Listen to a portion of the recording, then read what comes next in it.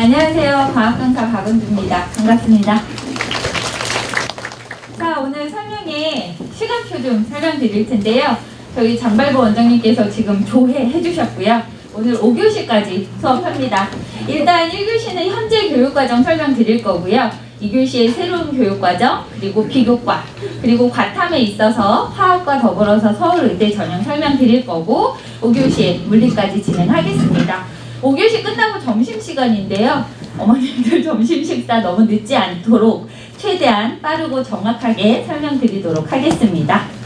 자, 현재 교육과정 먼저 설명드릴 텐데요. 지금 이 현재 교육과정은 지금 저희 예비 중3 친구들까지 적용되는 부분입니다. 그러면 현재 예비 1, 2학년 아이들은 이 현재 교육과정을 몰라도 되느냐? 그건 아니죠. 왜냐하면 새로운 교육과정이라는 것은 현재 교육과정에서 뭔가가 가감되는 거기 때문에 현재 교육과정을 잘 이해하셔야 새로운 교육과정 또한 잘 이해할 수가 있습니다. 자, 그리고 이제 2교시의 새로운 교육과정을 설명드릴 텐데, 그러면 현재 예비 중3 친구들은 새로운 교육과정을 몰라도 되느냐? 그건 또 아니죠. 왜냐면 재수를 혹시 올해 수능만 하더라도 재수생 비율이 30%가 넘었잖아요. 의대 같은 경우는 재수생 비율이 거의 80%에 육박합니다. 그러니까 재수는 요즘 뭐 필수라는 말이 있을 정도로, 근데 이제 예비 중3 같은 경우는 다음 연도에 책이 바뀌기 때문에 새로운 교육과정 또한 잘 오늘 인지를 하셔야 될 것 같습니다. 그래서 오늘 이렇게 같이 모시게 된 겁니다. 자, 현재 교육과정 설명드리도록 할 텐데요. 중등과학 진행하고 고1이 되면 통합과학, 그리고 고2가 되면 물화생지 1에서 선택을 하게 되고요. 고3이 되면 물화생지 2에서 또 선택을 하게 됩니다. 좀 더 자세히 보면 저희가 물화생지 1은 일반 선택이라고 하고요. 물화생지 2를 비롯해서 과학사, 생활과 과학 이런 것들은 진로 선택에 해당이 되는데, 보통은 일반 선택은 고2 때 선택을 하고요. 진로 선택은 고3 때 선택을 합니다. 그리고 이 전문교과는 특목고에서 조금 더 확장된 공부를 한다라고 보시면 될 것 같아요.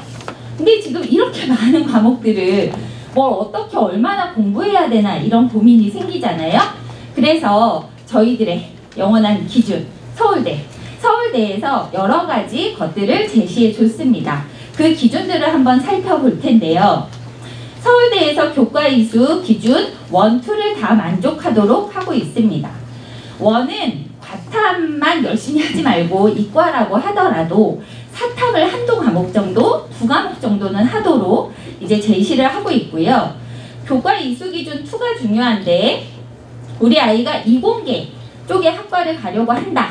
그러면 일반 선택에서 3개, 진로 선택에서 2과목의 과학을 선택하도록 되어 있습니다.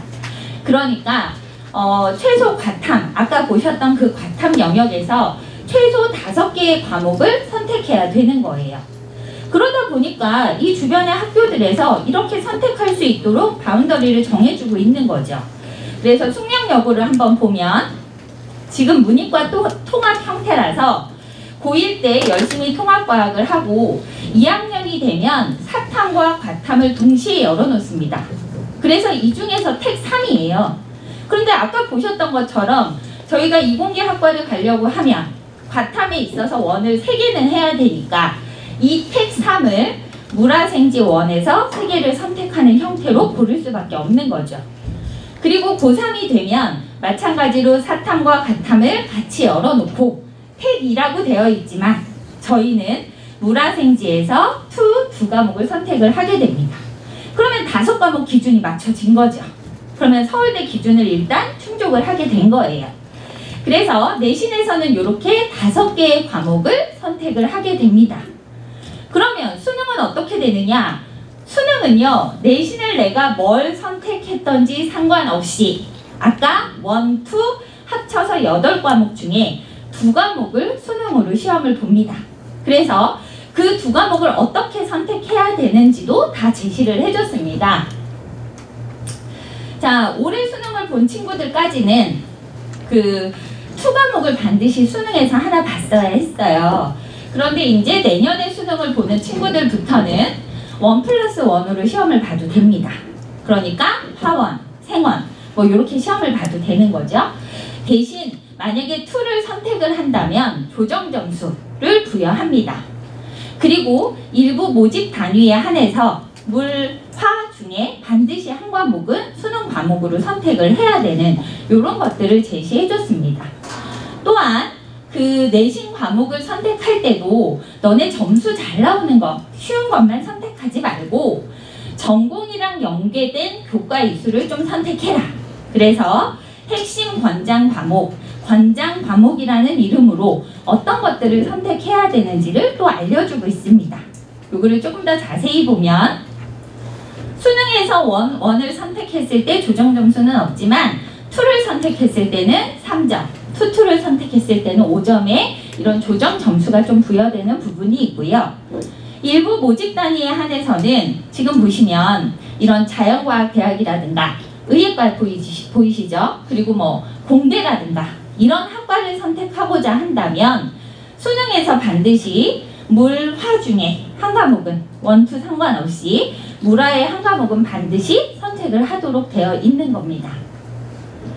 자, 그리고 저희 친구들이 이제 이렇게 내신 열심히 하고 수능 열심히 하고 이제 대학을 갈 때 만약에 나는 내신도 잘 안 나와. 그래서 정시로만 열심히 해서 가고 싶어. 그래서 수능만 열심히 공부할 거야. 이런 친구들이 있단 말이죠. 근데 서울대에서 정시 모집에서도 교과 평가를 반영합니다.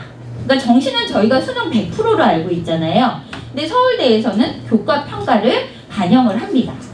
그래서 정시 모집에서 이 모집 단위 관련 학문 분야에 필요한 교과를 이수했는지를 평가를 한다는 얘기예요.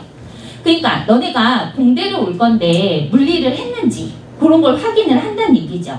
약대로 올 건데 화학을 했는지 이런 거를 확인하는 평가가 들어갑니다.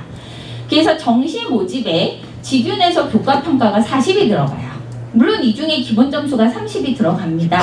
그래서 10점의 점수를 가지고 이제 왔다 갔다 하게 될 텐데 서울대 기준이다 보니까 1점으로도 당락이 엄청나게 많이 갈리잖아요. 그러니까 10점이 적은 점수는 아니게 되는 겁니다. 정시 모집에서 일반 전형에서도 교과 평가를 반영합니다. 20점. 그래서 이 중에서도 15점은 기본 점수가 들어가기는 합니다. 하지만 이 교과 평가를 반영한다라는 게 의미가 있는 거죠.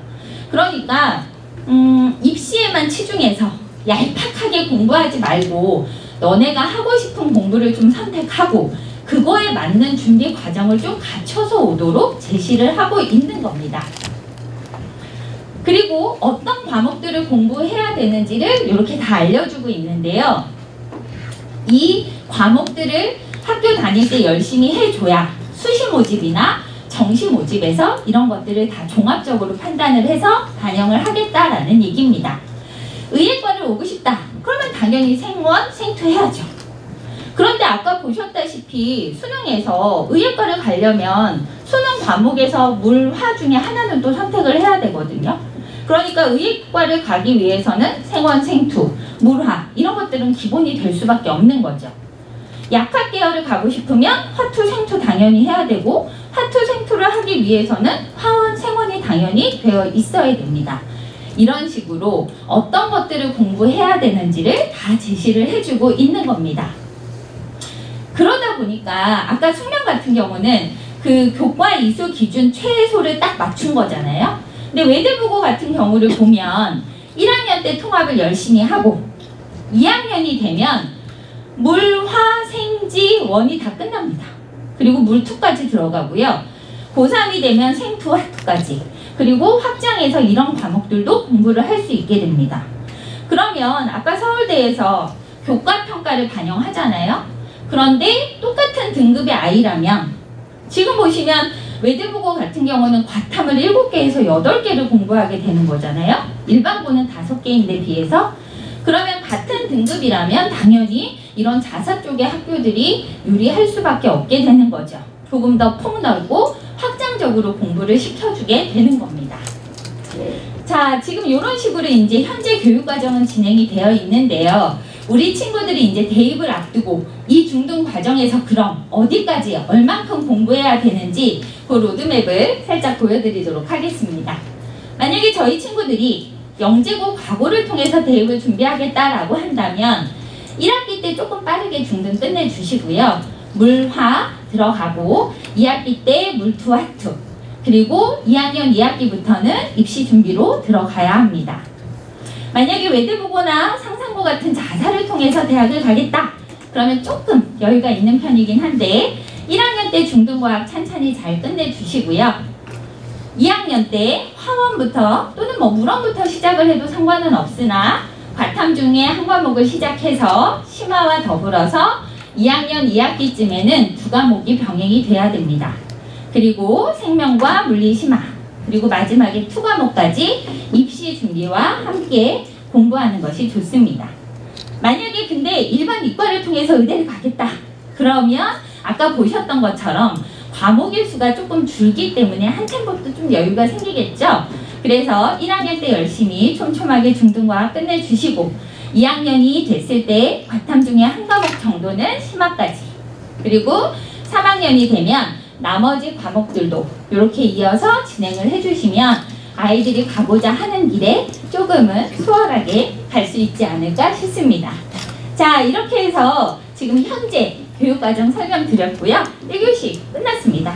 네, 파트 끝났죠? 네, 2교시도 집중해서 잘 들어주시고요. 새로운 교육과정 설명드리겠습니다.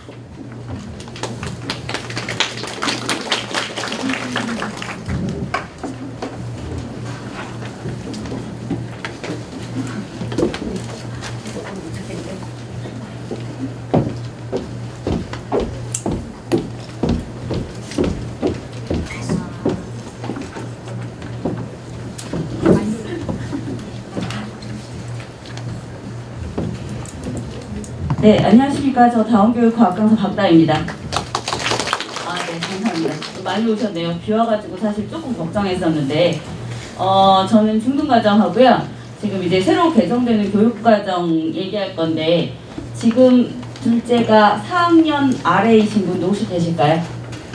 계시나요? 네. 그러면 이제 그 친구들이 중등부터 내용이 바뀌기 때문에 중등 살짝 밟고 그리고 넘어가도록 하겠습니다. 지금 사실은 개정안이 나온 게 예정이 아니어가지고 변화는 좀 있을 수 있고요. 그래서 지금 이제 저 의견 받는 중이거든요. 교육과정 우리 잘 짜졌냐, 수정할 게 있냐 없냐 이런 중이라서 수정될 수도 있으나 그렇다고 해서 뭐 그거를 하나도 안 알려드릴 수는 없어서 커다란 틀은 나온 것 같아서 그거에 대한 설명을 좀 드리도록 하겠습니다. 우선 지금 이게 저희 아이들이 배우는 중등입니다.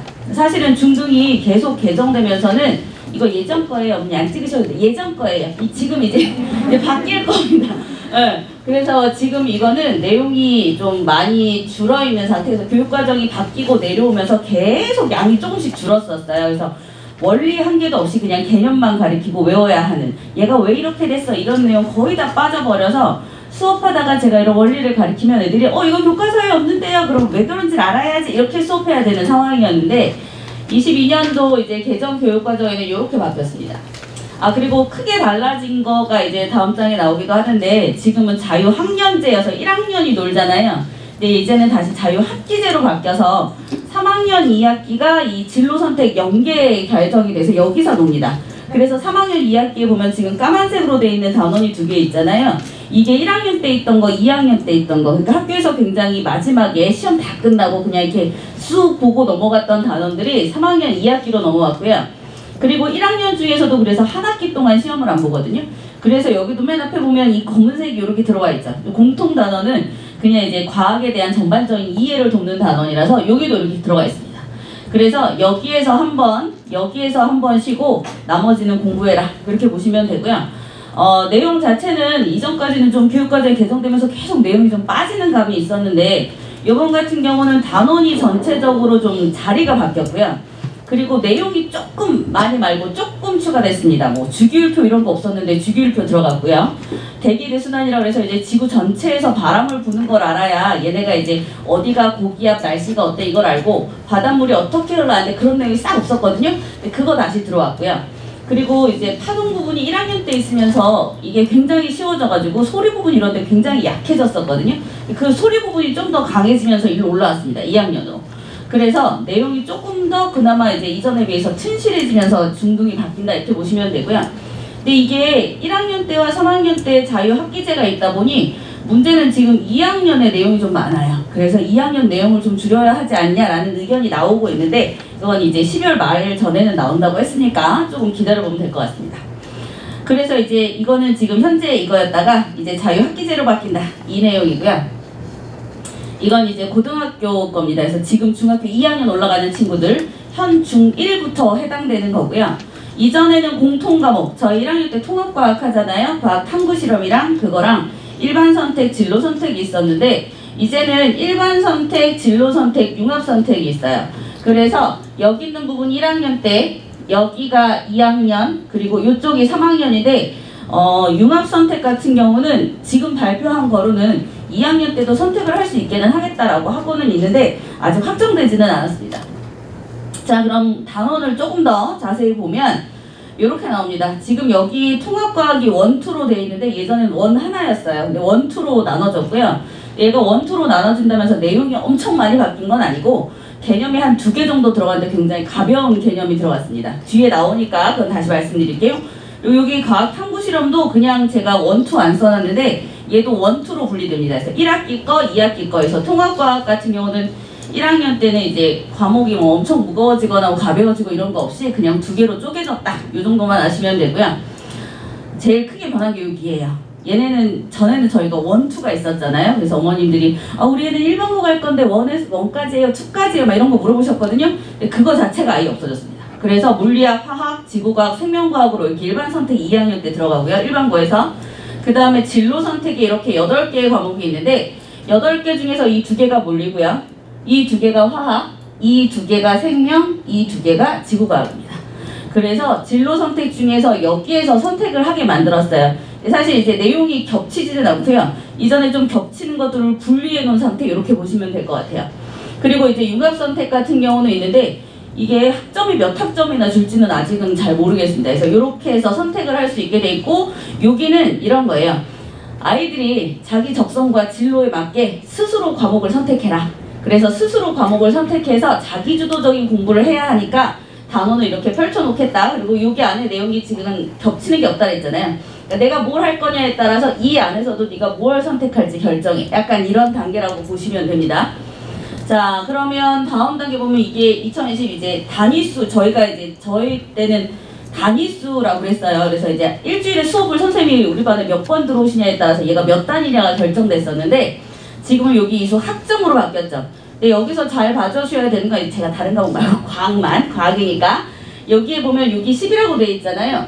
이게 필수 이수학점 중에서 2학년 때 배우는 게 전에는 12학점이었어요. 근데 이게 10으로 바뀌었어요. 전체적으로 애들이 이수해야 되는 학점이 줄어들었거든요. 근데 얘가 전에 같은 경우는 과탐 한 과목당 4단위를 해서 그래서 3과목 이상 선택해야 돼 이래야 되는데 지금 10으로 줄어버렸기 때문에 얘가 10으로 줄었으면 저희 아이들이 선택해야 되는 일반 선택에서도 학점은 어떻게 될지는 지금 확정은 안 됐습니다. 그래서 이게 각 과목마다 몇 학점짜리로 되느냐에 따라서 아이들이 몇 개까지 들을 수 있느냐 또는 몇 개를 들어야 하느냐가 결정이 되는데 어찌됐건 전체적인 단위는 줄었다는 거 이거 보시면 되고요. 이것뿐만이 아니라 전체를 봐도 예전에는 204단위였죠. 저희는 이제 수업 치수로 계산했으니까. 근데 이제는 애들이 선택을 해서 가니까 192학점으로 줄었고요. 그리고 이제 교과 이외의 창의체험활동 같은 경우도 더 줄었습니다. 그래서 전체적으로 애들이 수업은 많이 줄어든 거를 배우게 되고요. 그런데 너네가 원하는 걸 너네가 선택해야 돼. 이렇게 보는 거예요. 그래서 아이들의 선택권을 좀 높이는 겁니다. 잘 선택해야 될 텐데 말이죠. 자, 그러면 이제 이게 고교 학점제가 나오면서 이게 학점으로 바뀐 거잖아요. 그래서 고교 학점제에 대한 선택을 조금 더 자세히 설명을 드리면 이거예요. 그래서 저 2학년 때부터 제가 선택을 하죠. 그래서 어떤 과목을 들을지 선택을 하고 이전에는 1학년 때 공통 과목은 등급이 있습니다. 얘네도 등급이 있어요. 1학년 때는 등급이 있어서 애들이 석차도 나오고 이러기 때문에 정말 이제 내 실력이 여기 학교에서 어느 정도인지를 정확하게 보여줄 수 있는 건 1학년 성적표고요. 2학년부터는 A, B, C, D, E로 나옵니다. 그래서 90점이 넘으면 A 이런 식으로 이렇게 잘려요. 그래서 아이들이 학습 경감을 시키겠다 이렇게 했고요.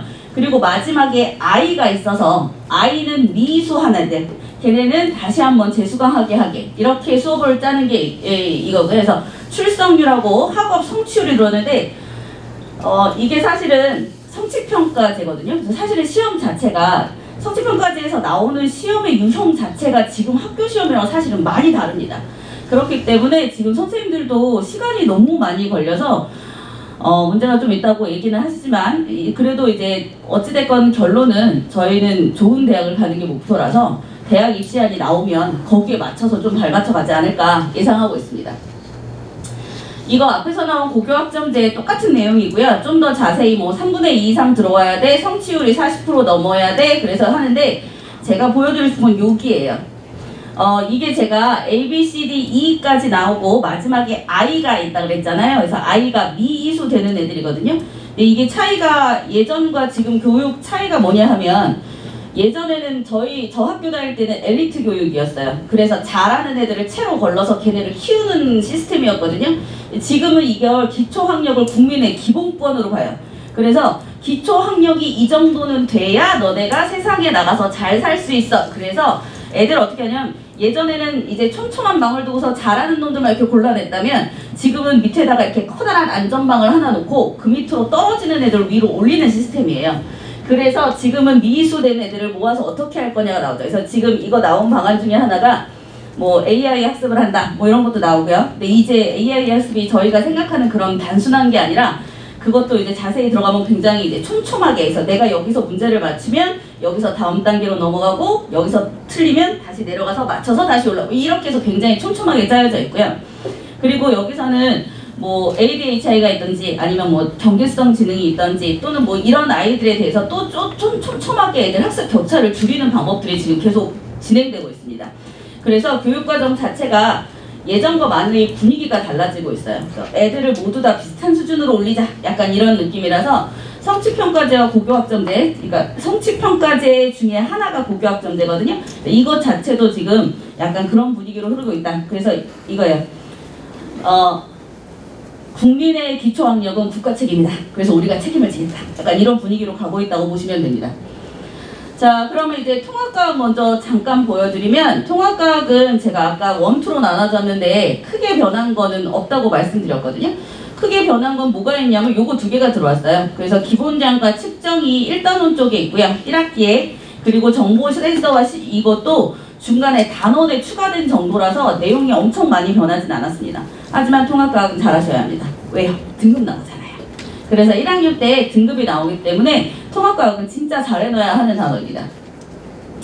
자, 그러면 화학은 뒤에서 선생님이 설명하실 거라 이건 개정되는 건 간단하게 보고 넘어가기만 할 거예요. 여기서는 내용이 이동한 것도 있고요. 겹치는 거는 빠진 것도 있고 이런 것들이 있는데 그래서 제가 이거를 왜 보여드리냐면 제가 이번에 예비 중2 1학년을 데리고 화학을 개강했거든요. 어머님들이 교육과정 개정된다는데 지금 걸로 그냥 해도 돼요? 뭐 이런 것들을 계속 물어보셔서 여기서 보면 그 통합과학에서 화학도 겹치는 게 꽤 있었어요. 근데 그 겹치는 것들을 여기서 빼고 거기서 좀 더 강조되게 이렇게 강조로 보시면 되고요. 그리고 여기서 빠져나간 부분들은 이거는 일반 선택이에요. 고2 때 배우는 화학. 여기서 진로 선택에서 이렇게 좀 풀어졌습니다. 그래서 여기 위에는 2 예전에 있던 저희가 화투라고 했던 내용이 있죠. 거기서 좀 많고요. 여기서는 1에 있던 내용이 좀 더 자세하게 올라왔는데 이 내용은 사실 통합과학에도 있었습니다. 그래서 화학에서 빠진 게 어디서 위에 올라와서 있어요. 그러니까 여기서 뭘 선택하냐에 따라 결정이 되는 거죠. 이게 사실은 확정안이 아닌데도 굳이 이렇게 보여드리면서 얘네가 펼쳐졌어요. 1, 2가 이 안에 섞여 있어요. 겹치는 부분 통합과학에도 있어요. 이렇게 말씀드리는 이유는 사실 이게 그 입시안이 시안이 나오는 게 내년 초예요.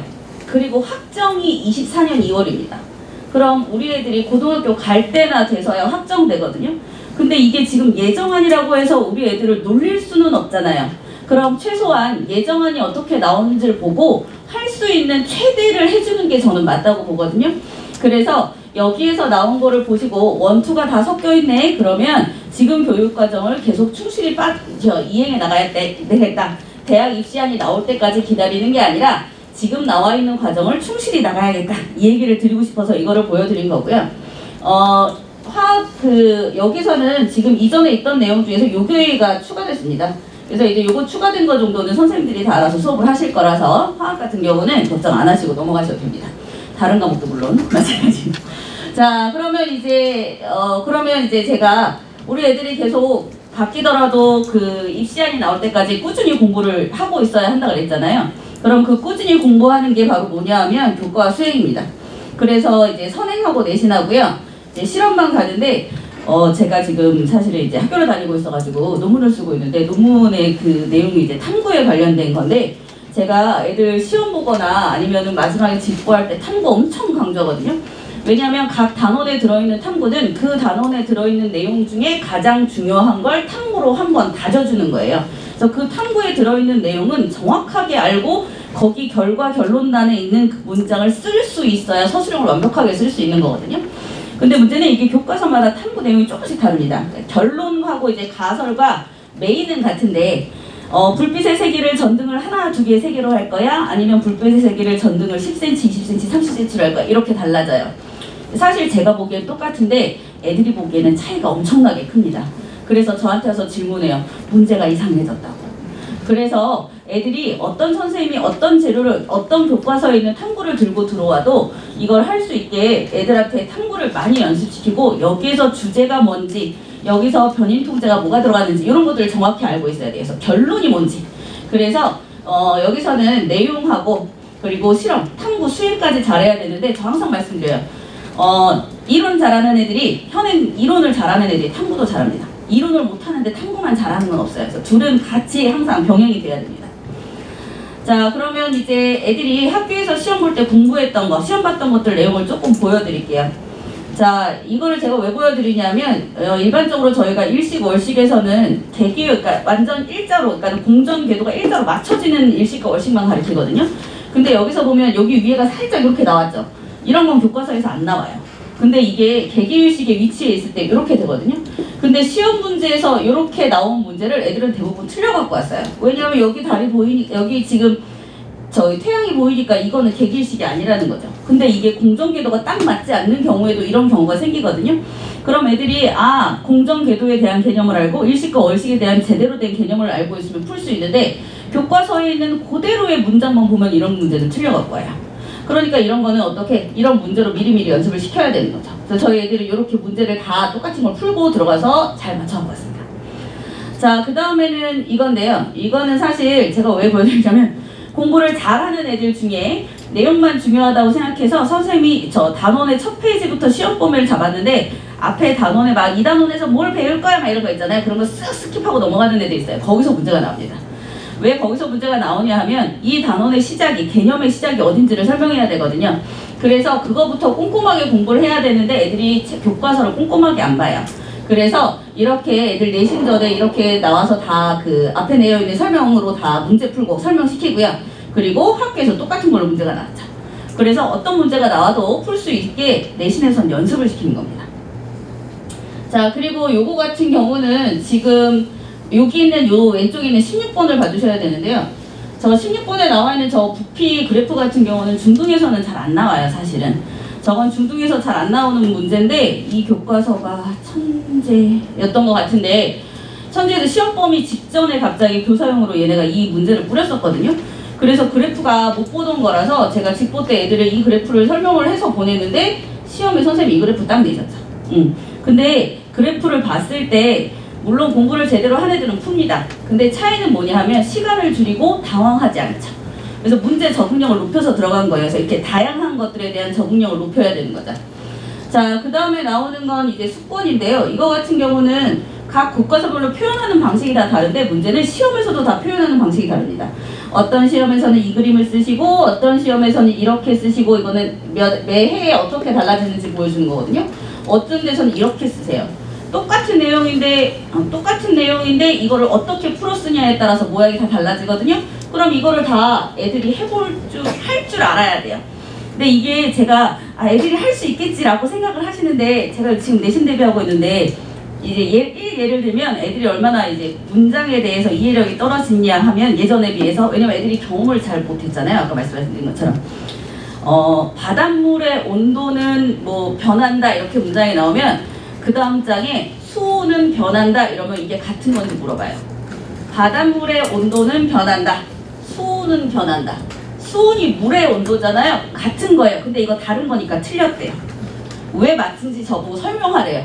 그러니까 애들이 단어나 이런 거에 대한 접촉이? 그러니까 애들이 너무 많이 경험이 적어서 예전에 비해서 사실은 이해하고 독해하는 능력이 많이 떨어집니다. 그래서 사실은 연습을 되게 많이 시켜야 돼요. 그래서 내신 때 되면 심화로 공부를 되게 많이 시키게 될 수밖에 없습니다. 자, 여기 같은 경우는 이제 분자식 나오는 문제인데 이거는 저는 애들한테 서술형으로 풀어서 이렇게 보냈거든요. 그래서 구성 원소는 뭐다? 원자는, 그러니까 여기서는 원소와 원자의 개념을 정확하게 알고 있어야 이걸 만들 수 있는데 여기 선생님도 똑같이 갖다 넣으셨죠. 대신에 여기는 객관식으로. 그래서 애들을 연습을 많이 시켜야 합니다. 자, 여기 학교 같은 경우는 이때 서술형 100% 시험 볼 때였는데요. 이게 제가 애들한테 아까 탐구 중요하다고 말씀드렸죠. 얘네 서술형 할 때 제가 탐구 엄청 모아서 애들 문제 풀리고 서술형 그 결과 결론 쓰게 만들었었는데 시험 문제도 다 똑같이 이런 식으로 나왔습니다. 탐구가 좋은 게 가장 중요한 과학 개념이 들어있는 데다가 문제가 2개 이상 나올 수 있어요. 항상 문제를 2개 이상은 낼 수 있어요. 그러니까 선생님들이 선택할 수밖에 없죠. 그러면 그 다양한 탐구를 다 이해할 수 있어야 합니다. 여기는 원래 시험이 되게 쉽게 나오는 학교였는데 예전에 비해서 그래도 난이도 있는 문제가 1개씩은 들어가거든요. 그래서 이 단원에 대한 전체적인 개념을 알아야 여기에서 실험기구 찾고 그거를 설명해내고 그래서 한 3개 정도의 개념이 연달아서 나올 수 있느냐를 보는 거예요. 그래서 얘가 이제 사고가 제대로 되느냐 이걸 보는 문제였죠. 자, 그러면 이렇게 중등을 왜 공부해야 되느냐라고 자꾸 물어보시면 이렇게 말합니다. 중등거 없이 고등거는 할 수 없습니다. 우리나라 교육과정은 나선형 교육과정이라고 들어오셨죠. 아래부터 이렇게 올라가면서 점점 넓어지는 과정이라서 대부분의 아이들은 아래 거가 돼야 기본 바탕으로 위에 걸 쌓을 수가 있어요. 그래서 고등거를 올라가기 위해서 저희가 지금 바뀌는 시점에 있는 친구들은 어떻게 될지 모르니까 많이 해놔야 되잖아요. 그러면 얘가 어떻게 될지 모르니까 많이 해놔야 되는데 중등이 없이는 갈 수 없기 때문에 중등을 먼저 아이들 목적에 따라서 밟아주고 가셔야 하고요. 그리고 이제 요즘에 제가 드리는 말씀 중에 코로나 거치면서 이렇게 처음에는 저희가 코로나 이렇게 오래 갈지 몰랐잖아요. 대부분 어머님들이 좀 위험한데 코로나 좀 끝나고 가지 약간 이런 마음으로 아이들을 학원을 많이 쉬게 하셨어요. 그러다 보니 쟤네부도 안 하는데 내가 굳이 왜? 이렇게도 생각하시는데 다르게 생각하면 애들 놀 때 우리 애는 할 수 있는 시간입니다. 그래서 애들한테 말해줘요. 지금 너네가 딴 때처럼만 공부를 해도 예전보다 밑에 있는 애들하고 갭 차이는 어마어마하게 커질 거야. 그렇게 얘기해 주거든요. 지금도 마찬가지입니다. 아직도 이렇게 시작 안 하신 분들도 있어요. 그러니까 한 발짝이라도 빨리 시작하는 게 좋습니다.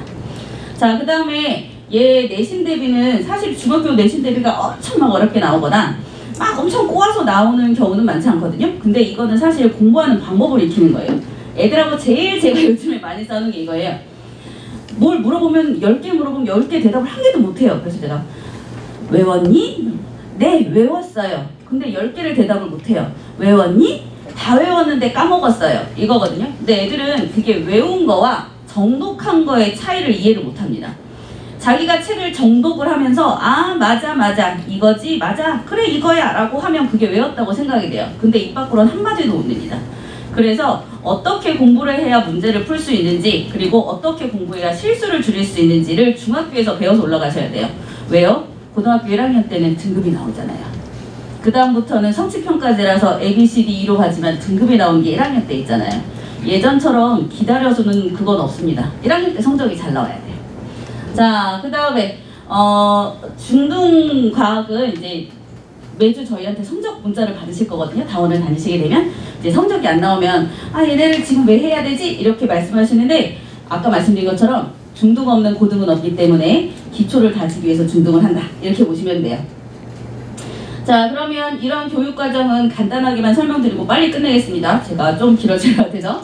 우선 중등과정은 이렇게 있고요. 이론하고 있는 반하고 실험만 하고 있는 반이 있습니다. 실험만은 이제 뒤에서 비교과 선생님이 설명을 다 자세히 드릴 거고요.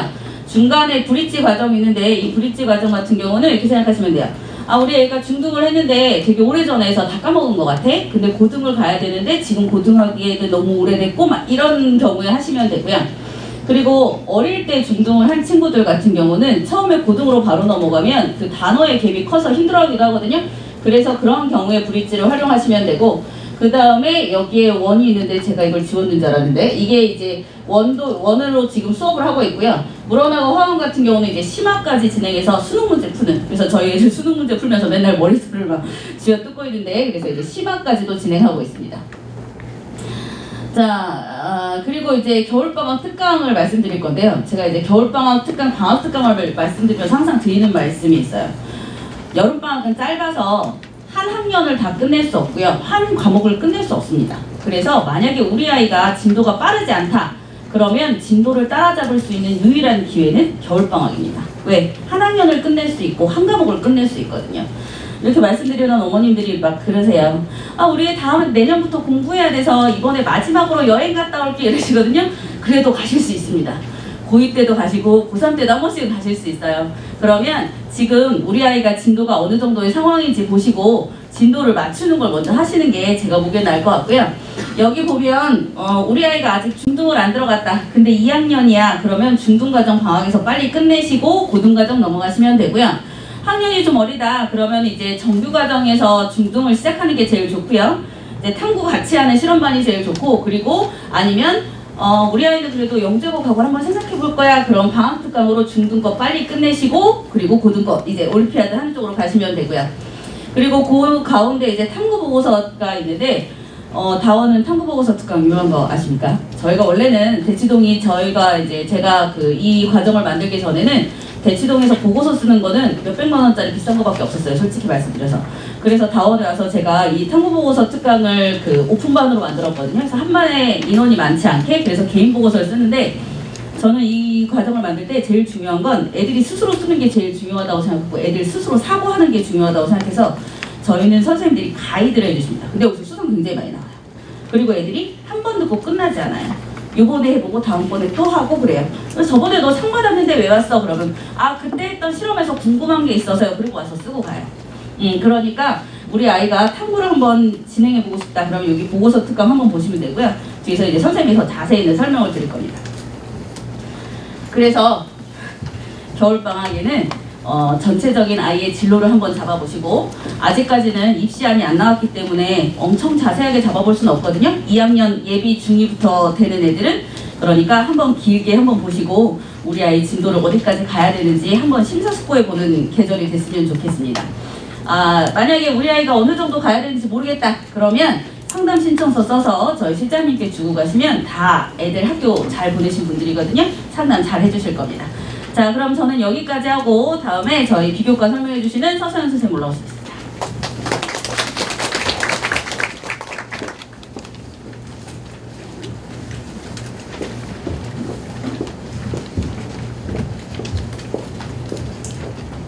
네, 과학 비교과 영역 설명드리도록 하겠습니다. 제가 이제 설명을 준비하면서 비교과에서 이제 다른 궁금해하실 건 도대체 과학 비교과가 어떤 건지에 대한 것을 명확하게 좀 생각하기 어려우실 것 같아서 잘 풀어서 설명을 좀 해드리도록 하겠습니다. 제가 잠깐 이제 임신을 하고 출산을 하고 돌아왔거든요. 그래서 지금 너무 행복합니다. 인상이 네, 너무 좋고 학원이 너무 가까운 것 같고 집이랑 네, 그래서 지금 이 시간이 너무 행복한 것 같고요. 그리고 이제 어머님들 마음을 좀 이해를 조금 더 할 수 있지 않을까라는 생각을 하고, 그리고 이제 인간이 언어를 구사할 수 있다는 것 자체가 굉장히 큰 기쁨이라고 생각이 들어요. 저희 아이는 울기만 하거든요. 그래서 지금 저희 남편이랑 있는데 아마 남편이 울고 있을 것 같은데 저는 너무 좋습니다. 자, 일단 비교과에서 설명을 드리고요. 시작하도록 하겠습니다. 일단 과학 비교과 영역의 중요성이 이제 제일 궁금하실 거예요. 그거 왜 해? 그거 안 해도 되지 않을까? 이런 생각을 하실 수 있는데, 이렇게 좀 정리를 해보도록 할게요. 내신평가랑 관련 좀 큽니다. 아까 선생님 말씀해 주셨는데 탐구가 주를 이루고 있습니다. 과학은. 그러니까 내신평가를 정확하게, 서술형을 정확하게 쓰기 위해서 비교과 영역에 대한 숙지가 들어가시면 좋겠고요. 그리고 이제 우리 아이들 뭐 자소서가 이제 없어지고 있는 상황인데, 어쨌든 심층적인 평가는 자소서든 면접이든 방식면 달라지기 때문에 그 아이가 어느 정도를 알고 있는지를 확인하는 과정에서 비교과가 좀 큰 역할을 담당하고 있다고 생각할 수 있겠고, 더군다나 또 이제 진로 선택, 대학까지 연결될 수 있어서 과학에서 특히 비교과는 큰 중요성을 갖고 있다고 말씀드릴 수 있을 것 같습니다. 일단 과학 비교과 영역의 대회가 많습니다. 대회가 많은데 이게 중등에도 대회가 있고 고등에도 대회가 있습니다. 요거 지금 제가 보여드린 거는 매년 초에, 그러니까 22년, 23년 초에 과학전람회라고 해서 이제 대표적인 대회가 있는 그 홈페이지가 있어요. 그게 서울시 교육청 과학전시관이라는 홈페이지입니다. 그래서 모든 대회는 거기서 확인이 가능하세요. 그래서 그때 처음에 이제 뜹니다. 이런 대회가 올해 있을 거다. 그래서 얘는 아직 23년 대회는 아직 뜨지 않았고 아마 22년 대회와 유사할 걸로 생각이 듭니다. 그래서 4가지 대회를 대표적으로 볼 수 있는데 정확히 말씀드리면 3가지라고 할 수 있겠고요. 왜 3가지인지는 조금 천천히 제가 살펴보도록 하겠습니다. 자, 그러면 이런 대회가 중심을 이루고 있는 비교과 영역인데 비교과 영역이 내신과 그리고 전체 과정에서 어떻게 펼쳐져 있는지 하나씩 살펴보도록 하겠습니다. 자, 과학 비교과를 준비하기 위해서는 이런 팁이 중요한데요. 첫 번째로는 비교과 대회를 파악하셔야 됩니다. 그래서 첫 번째 대회 종류와 연간 일정을 잘 체크하셔야 언제 준비하실지 어떻게 준비하실지 다원에서 어떻게 하실 수 있을지를 좀 명확하게 하실 수 있을 것 같아요. 첫 번째는 일정을 갖고 왔습니다. 가장 큰 대회죠. 과학 토론이 매년 초에 있습니다. 그래서 3월, 4월에 과학 토론을 학교에서 예선을 보게 됩니다. 그러니까 학교에서 예선을 보고 그러면 대표가 되면 서울시 예선이 있고 전국대회까지 있는 대회죠. 물론 이 수상 실적을 우리가 학생부에 기록할 수 없다고 해서 의미가 없어지는 건 아니고요. 아이가 이걸 경험하는 것 자체가 충분히 아이들에게 심층 면접에서 큰 역할을 하고 있기 때문에 좋은 대회라고 할 수 있겠습니다. 3, 4월에 과학 토론 대회가 있고요. 5월에 이제 탐구 실험 대회가 있는데 이거는 학교에서 하는 학교도 있고 하지 않는 학교가 있습니다. 학교 과학 선생님께서 좀 세밀하게 잘 지도해 주시거나 꼼꼼하신 분들은 공지를 이제 과학 시간에 해주는데 그렇지 않은 경우가 많습니다. 그래서 아이들한테 제가 학교생한테서 여쭤봐라 이렇게 얘기를 하거든요. 그래서 학교별로 이제 하는 학교도 있고 안 하는 학교도 있다는 거 참고하시면 되겠고요. 그리고 이제 7월, 8월에서는 과학전람회 예선이라고 해서 알고 계시는 이제 자유탐구 보고서 대회입니다. 예선 대회가 있고 그 예선에서 대표를 뽑아서 본선을 이제 준비하게 됩니다. 아까 말씀드렸던 것처럼 오픈반에서 여러 친구들이 이미 예선을 통과해서 학교 대표가 된 친구들이 많고요. 물론 학원에서 다 해줄 수 있는 역량은 아니고 아이들이 스스로 많이 준비를 해가면 좋은 실적이 나올 수 있는 그런 대회가 돼서 이렇게 연간 일정을 말씀드릴 수 있겠습니다. 일단 중등대회하고 고등대회가 유사한 형식을 갖고 있기 때문에 중등대회를 준비하는 것 자체가 고등대회에 대한 준비라고 말씀드릴 수 있겠습니다. 그래서 첫 번째 일정을 좀 살펴봤고요. 두 번째로 가겠습니다. 수행평가하고 서술형에 주목하시는 게 중요합니다.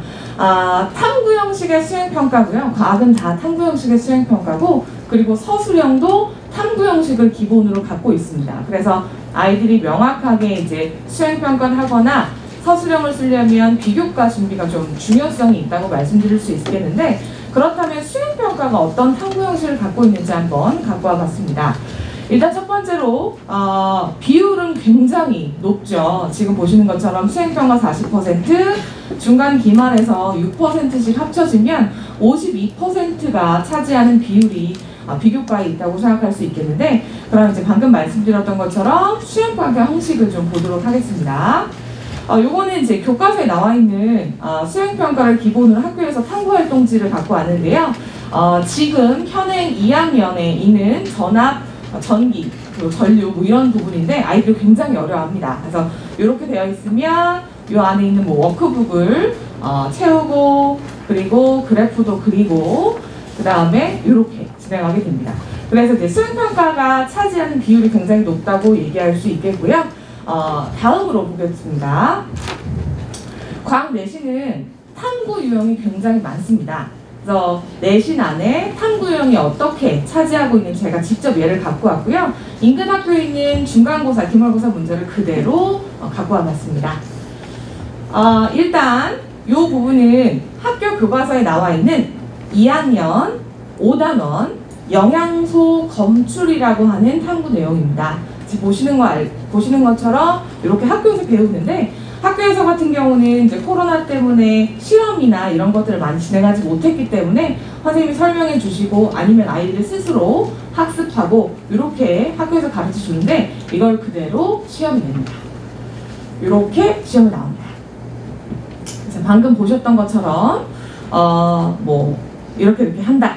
그래서 이걸 보여주고 나서 그리고 서술형으로 문제를 냅니다.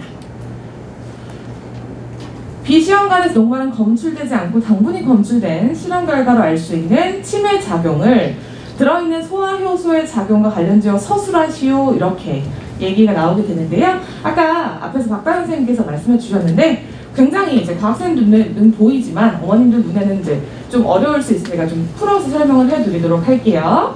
방금 보셨던 것처럼 A, B의 차이점이 있습니다. A, B의 차이점이 바로 녹말 용액에 침 용액을 넣는지 안 넣는지 여부가 되고 그것이 바로 변인 통제입니다. 자, 그렇다면 이렇게 방금 했을 때 결과를 보게 되죠. 이게 결과고 그것을 한 문장으로 풀어낼 수 있겠느냐가 학교에서 물어보는 부분이거든요. 물론 아까 말씀하신 것처럼 이론이 잘 되는 친구들은 사실 굳이 탐구에 많이 집중하지 않아도 이거 당연한 거 아니야? 라고 문제를 풀어낼 수 있는 친구도 많습니다. 하지만 그렇지 않은 친구들, 부족한 게 아니죠. 이론에서 실험을 뽑아내는 것 자체가 너무 어려운 친구들도 많습니다. 그런데 천천히 과정에서 실험을 접점으로 가져가 주시면 어느새 자유롭게 되어 있죠. 그래서 저희가 실험반에서 그 수업을 진행하고 있습니다. 이렇게 지필평가 안에 탐구형이 들어가 있다 이렇게 말씀드릴 수 있고 한 가지 예를 더 보여드리도록 하겠습니다. 자, 얘는 중학교 2학년 단원인데요. 1학기 단원입니다. 1학기 4단원의 광합성이라고 하는 부분이죠. 지금 보여드린 것처럼 뭐 전등이 여러 가지가 있고요. 어렵죠. 1% 탄산수 나트륨 수용액도 있고요.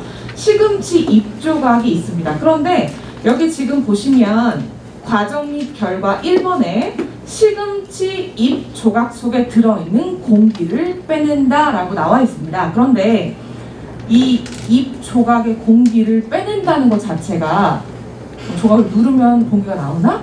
이런 것들이 전혀 없잖아요.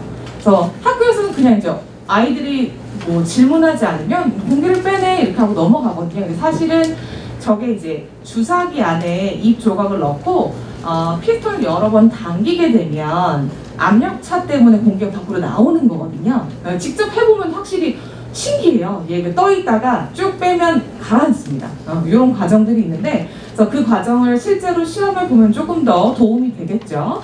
이렇게 수업 시간을 배우게 되고 그래서 이제 개수에 따라서 걸리는 시간이 짧아지게 되죠. 간단하게 말씀드리게 되면 광합성을 하면 산소기체가 나오는데 산소기체가 잎 주변에 붙어서 부력 때문에 빨리 떠오를 수 있는 거거든요. 그러니까 결론은 빛이 많으면 광합성이 빠르다 이런 얘기를 하기 위한 실험이 되는 거예요.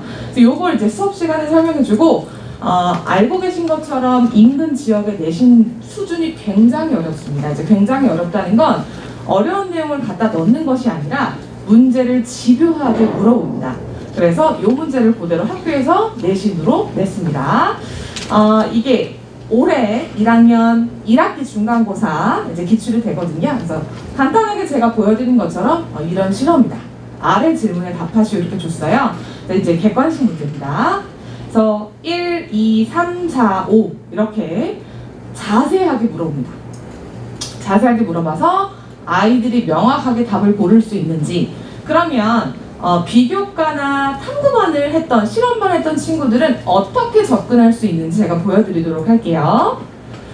자, 광합성과 빛의 세기의 관계 탐구라고 하는 실험을 설계할 수 있죠. 그러면 조작 변이는 빛의 세기가 다르다.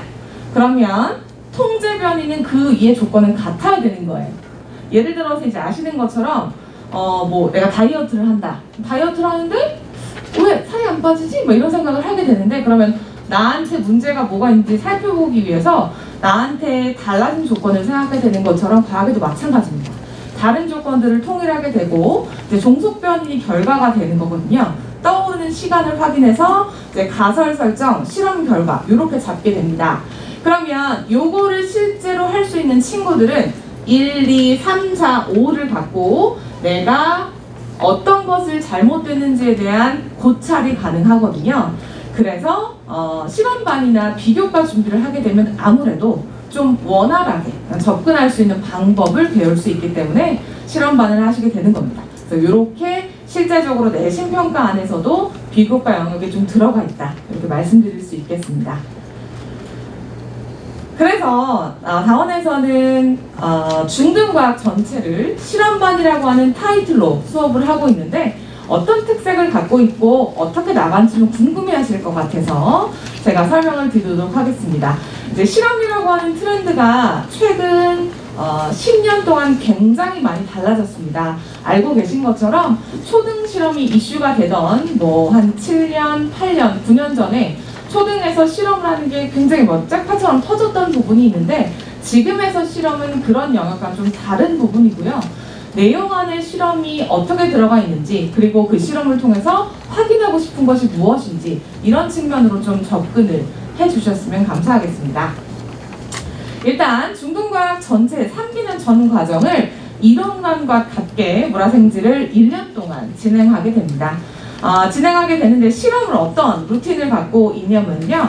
저희가 4주의 수업이 있으면 3+1 수업이라고 얘기를 합니다. 이론 3번, 실험 1번 이렇게 수업을 하는데 그럼 이제 이런 생각을 하실 수 있잖아요. 선생님 이론반은 실험할 동안 이론을 더 하게 되는데 훨씬 더 실험반에 있어서 내용이 좀 부실한 거 아닌가요? 네, 그렇진 않고요. 대신 선생님이 엄청 바빠지고 선생님이 말을 계속 빠르게 하고 이렇게 하는 부분이 있어요. 그렇지만 실험이라고 하는 부분을 통해서 아이들이 충분히 챙길 수 있는 영역이 있기 때문에 이론반과 실험반의 내용은 크게 다르지 않습니다. 그리고 이 실험은 전체적으로 저희가 12번을 하게 되죠. 큰 실험을 수행평가 내용을 중심으로 진행을 하게 됩니다. 그렇지만 이따 보여드리겠지만 차이점은 학교에서 수행평가는 뭔가 내용을 정리하고 그것들을 알아가는 과정에는 저희는 역으로 아이들 스스로 과정을 설계하고 보고서를 다 쓰는 그런 과정을 갖고 수업을 진행하게 됐습니다. 그래서 실험은 자기주도 학습 방법으로 조언하고 소통과 협력을 통해서 진행을 하게 하고 있고요. 그래서 실험에서의 저희 자기주도 학습이라고 하는 것은 과정을 스스로 설계하고 무엇이 잘못됐는지 실험은 결과, 저희는 사실 뭐 엄청난 연구자가 아니기 때문에 그 실험에서 내가 생각한 것이 그대로 진행되지 않는 경우도 많거든요. 실험에서는 목적을 가지고 그것을 완벽하게 수행하기보다는 내가 잘못된 것이 무엇인지 알아가는 과정에 더 초점을 두고 있습니다. 그래서 친구들하고 얘기하고 나 스스로 내가 뭘 잘못했지? 라고 하는 끈기를 배우는 과정이라고 생각하시면 되겠습니다. 그래서 교재는 기초에서 심화까지 다 포함하고 있는 O2 교재를 사용하고 있거든요. 이제 어머님들께서 많이 물어보시는데 교재가 어떤 게 좋냐 이렇게 얘기하시는데 O2가 과학에서 굉장히 오랫동안 많이 수정해 나가고 있고 하기 때문에 교재가 좋습니다. 물론 그 문제가 완벽하게 좋다는 건 아니고 선생님들이 머릿속에 이미 어떤 문제가 좋은지 어떤 문제가 내신과 연결되어 있는지 다 알고 계시기 때문에 그 문제에 대한 수정이나 문제에 대한 뭐 추가 이런 것들 선생님 역량으로 충분히 잘 하고 있어서 일단 교재는 O2를 사용하고 있다 이렇게 말씀드릴 수 있겠습니다. 자, 그럼 마지막으로 이제 실험반 보고서를 좀 보여드리고 그리고 아까 말씀드렸던 전람의 내용만 잠깐 살피고 마무리하도록 하겠습니다. 저희가 이제 실험하는 내용이에요. 지금 보시는 것처럼 다 비어 있고요. 아이들이 스스로 다 작성을 하게 됩니다. 이렇게 아이들이 직접 작성하게 되고 그리고 이렇게 하게 되겠습니다. 그래서 대부분 수행평가 내용과 겹치기 때문에 아이들이 이거 충분히 하면서 그리고 저희 이제 워낙 아이들하고 소통도 많이 하고 있고 어머님들하고도 소통을 많이 하고 있고 그리고 알고 계시는 것처럼 과학은 한 번 보내면 2년, 3년 동안 선생님이 거의 그대로 가는 경우가 많거든요. 그래서 이제 뭐 수행평가나 이런 게 궁금하면 저한테 연락이 따로 오죠. 선생님 이거 수행평가 어떻게 해야 돼요? 그러면 제가 뭐 따로 아이들한테 팁을 주기도 하고요. 그렇기 때문에 이제 실험반 안에서 충분히 해결될 수 있는 부분이 많다 이렇게 말씀드릴 수 있겠습니다. 자, 그렇다면 마지막으로 과학 전남의 내용만 좀 살피고 마무리를 짓겠습니다. 과학 전남회는 비교과의 거의 가장 큰 대회라고 할 수 있어요. 과학 토론만큼 큰 대회라고 할 수 있겠는데요. 과학 전남회는 말 그대로 자유 탐구 보고서 대회라고 할 수 있겠습니다. 전국 대회가 되고요. 그 시도별로 총괄하는 부서가 다릅니다. 네, 서울시는 서울특별시 과학전시관에서 총괄을 하고 있고 그 대회 이름이 과학전남회 대회라고 합니다. 일단 목적은 말 그대로 뭐냐면 탐구해보고 결과 내봐 라고 하는 건데 자유탐구입니다. 네가 스스로 뭐가 궁금했는지 실험을 통해서 확인해봐 라고 하는 거거든요.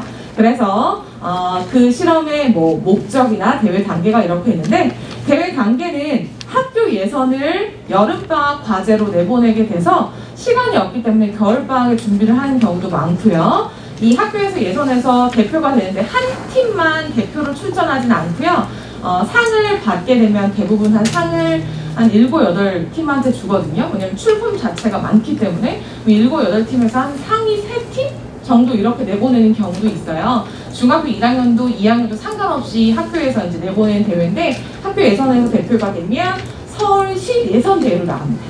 서울시 예선대회 가면 굉장히 우쭐해져요. 나 학교 대표야 어떻게?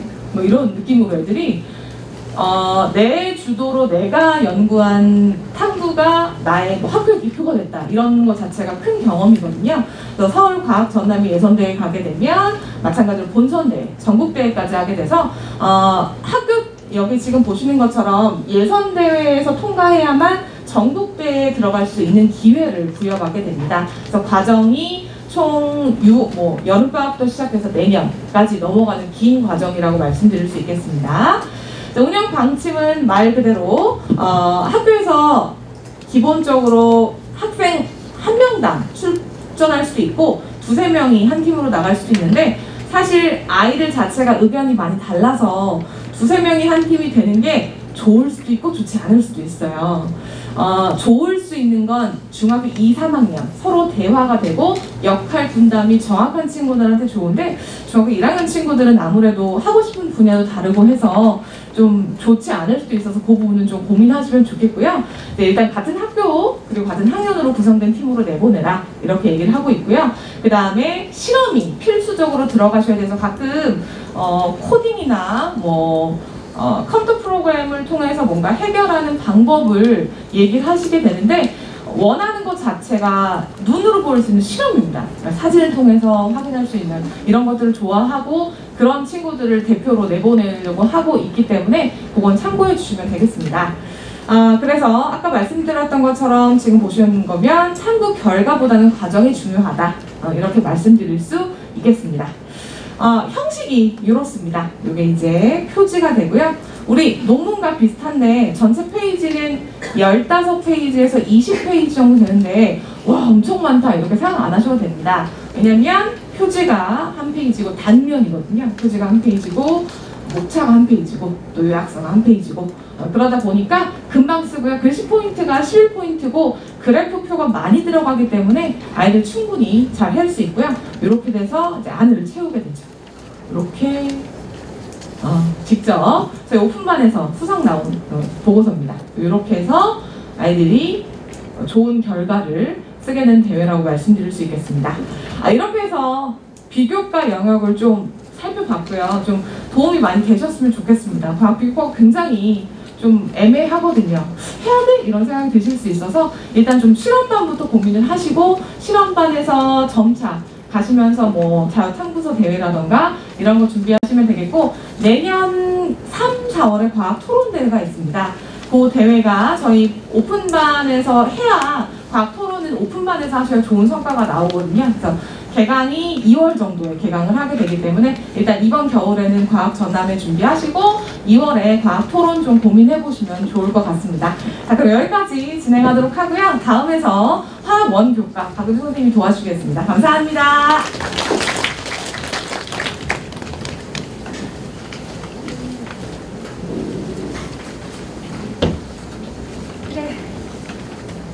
이제 다 계십니다. 얼마 안 남았습니다, 어머님들.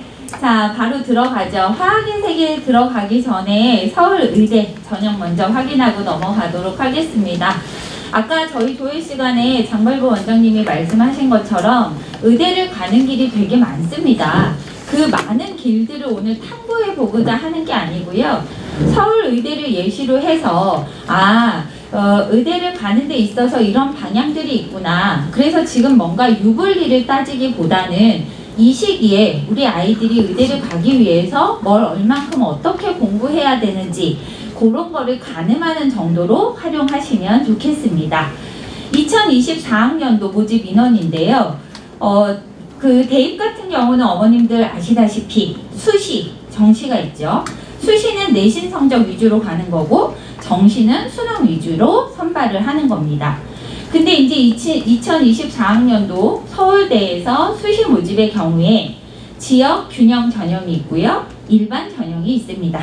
그리고 두 가지 보시고 정시 모집에서도 지역 균형 전형과 일반 전형이 있습니다.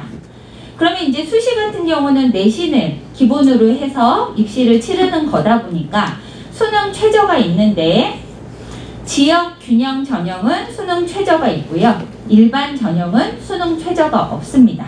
수능을 안 봐도 됩니다. 수능 최저 학력 기준은 3합 7이에요.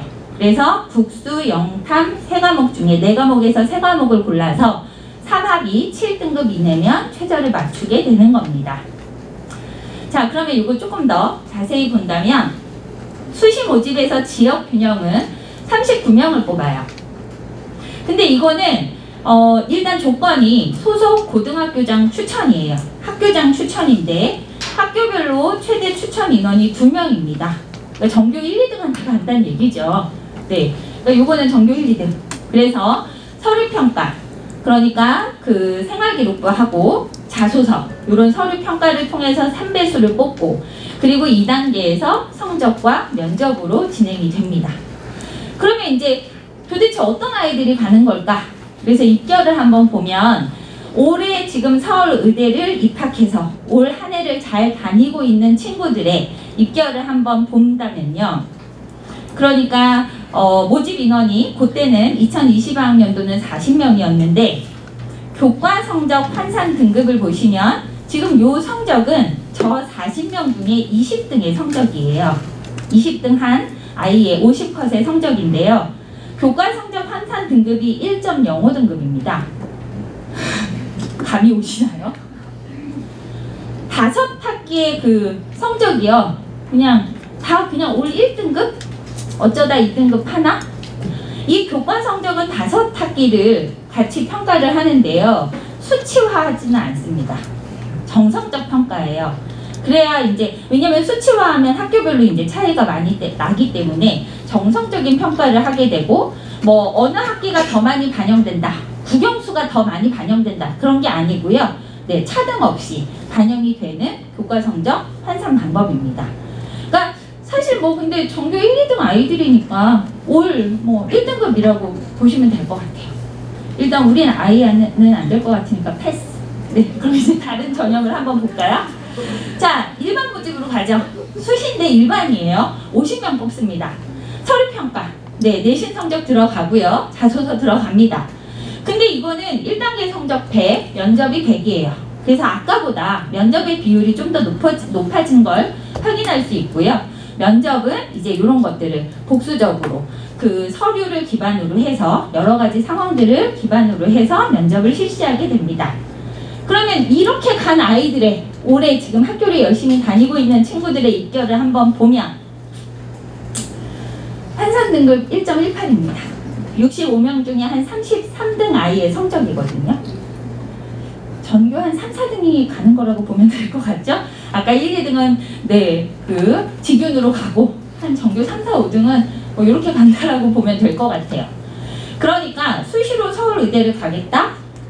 그러면 고등학교 3년 내내 열심히 충실하게 모든 활동들을 잘 하면서 그러면서 내신 성적이 극상위여야 되는 거죠. 거기에 더불어서 면접 준비, 자소서 준비 이런 것들까지 두루두루 잘 할 수 있어야 됩니다. 자, 근데 이제 우리 친구는 남자친구고 수행 관리도 잘 안 될 것 같고 그러면 수시는 패스. 정시로 가죠. 네, 정시로 가겠습니다. 정시도 직윤과 일반으로 나눠지는데요. 지규는 아까 말씀드렸던 것처럼 학교장 추천 2명입니다. 수능 60, 그리고 아까 말씀드렸던 그 처음에 1교시에 말씀드렸던 정시임에도 불구하고 교과평가가 들어가기 때문에 서울의대를 목표로 한다라고 하면 나는 정시파니까 수능만 열심히 할 거야. 이거 가지고는 안 된다는 거죠. 일반으로 뽑는 인원 29명이고요. 일반으로 봤을 경우에 수능 성적이 조금 더 많이 반영되는 걸 볼 수가 있습니다. 그리고 교과평가 여전히 반영이 되기 때문에 학교생활 충실히 잘 해내야 됩니다. 그러면 이렇게 정시로 간 친구들의 입결을 한번 보도록 할게요. 자, 지금 올해 다니는 친구들 30명 중에 28등의 성적이에요. 수능 성적입니다. 이 100분위가 뭐냐면 등수라고 생각하시면 돼요. 석차. 그럼 100등이냐? 그게 아니고 거꾸로 석차라고 생각하시면 돼요. 뒤에서부터의 석차예요. 그러니까 이 친구는 100분위로 나타냈을 때 국어, 수학 100이에요, 어머님. 100, 보통은 99거든요. 근데 이제 동점자에 따라서 점수가 좀 달라지는데 어쨌든 끝에서 100등, 1등이란 얘기죠. 국어, 수학 만점 나왔다는 얘기입니다. 과탐은 2과목을 보는데 그 2과목의 평균으로 계산하거든요. 그러니까 뒤에서부터 98등인 거죠. 네. 그러니까 저희가 1등급 하면 4%잖아요. 그러면 올 1등급 받으면 서울의대를 가느냐? 아니라는 거죠. 100분위로 나타냈을 때 평균이 99.17이에요. 4% 안에 든다고 의대를 갈 수 있는 게 아니란 얘기입니다. 1% 안에 들어야 된다는 얘기죠. 네.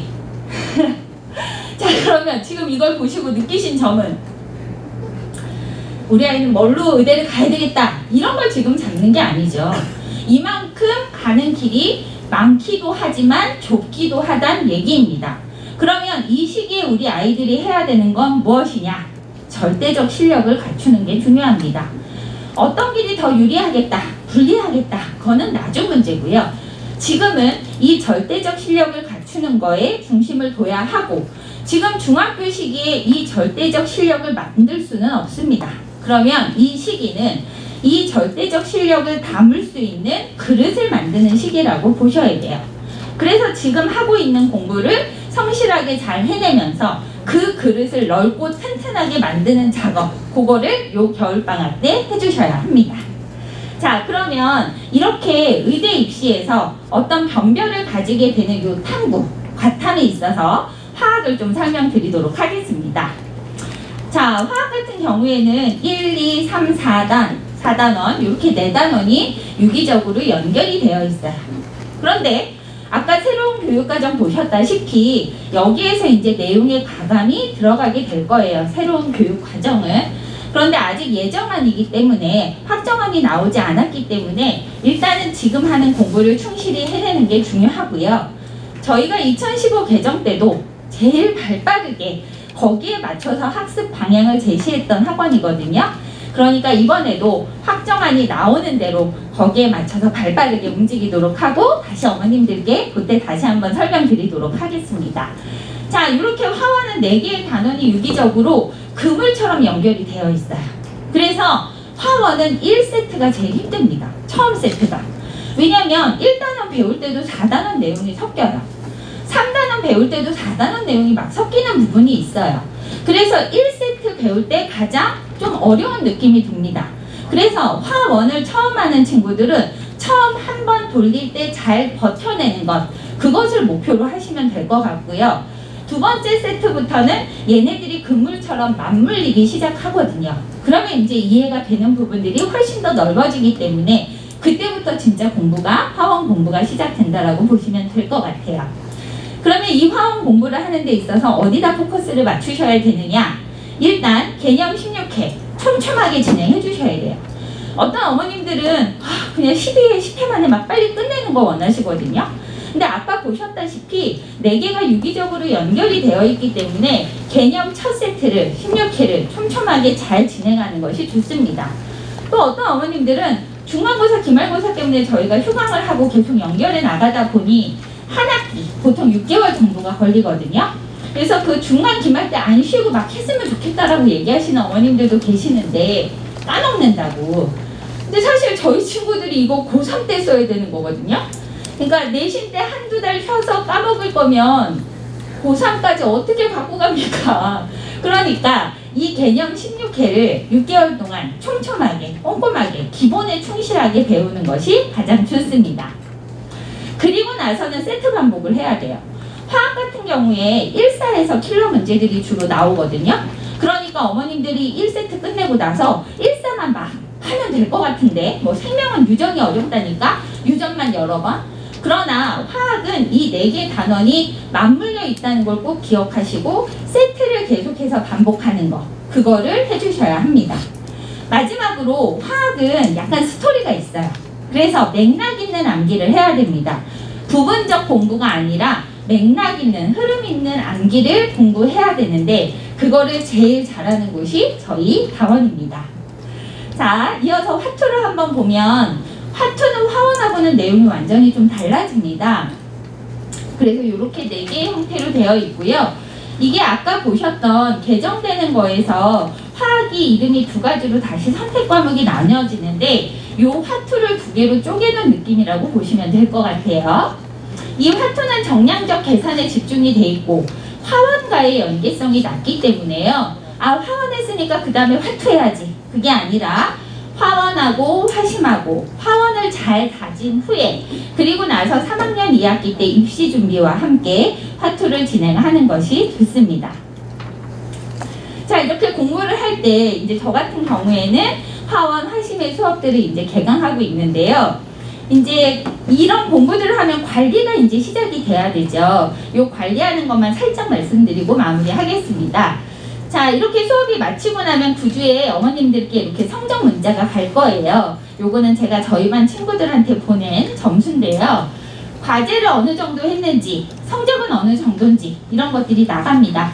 그러면 어머님들 사실 각 학원에서 문자를 굉장히 많이 받잖아요. 근데 이렇게 점수만 빨리빨리 확인하고 넘어가지 마시고 분석을 좀 해주세요. 왜 숙제를 못했는지, 왜 과제 점수는 낮은지, 평균에 어떤 거는 괜찮은데 어떤 건 왜 안 좋은지 이런 것들을 분석을 좀 하시고 어떤 아이의 성실성과 관계된 부분이 있다면 잘 혼내주셔야 돼요.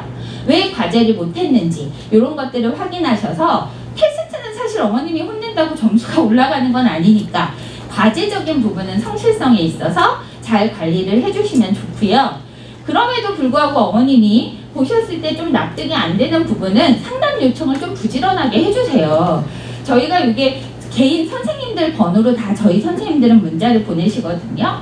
그러면 부담 갖지 마시고 문제를 받으셨을 때 좀 걱정이 되거나 납득이 안 되는 부분들이 있으시다면 선생님 이건 왜 이런가요? 이렇게 문자를 남겨주시거나 상담 좀 해주세요 하면 저희 선생님들이 바로바로 또 연락드리거든요.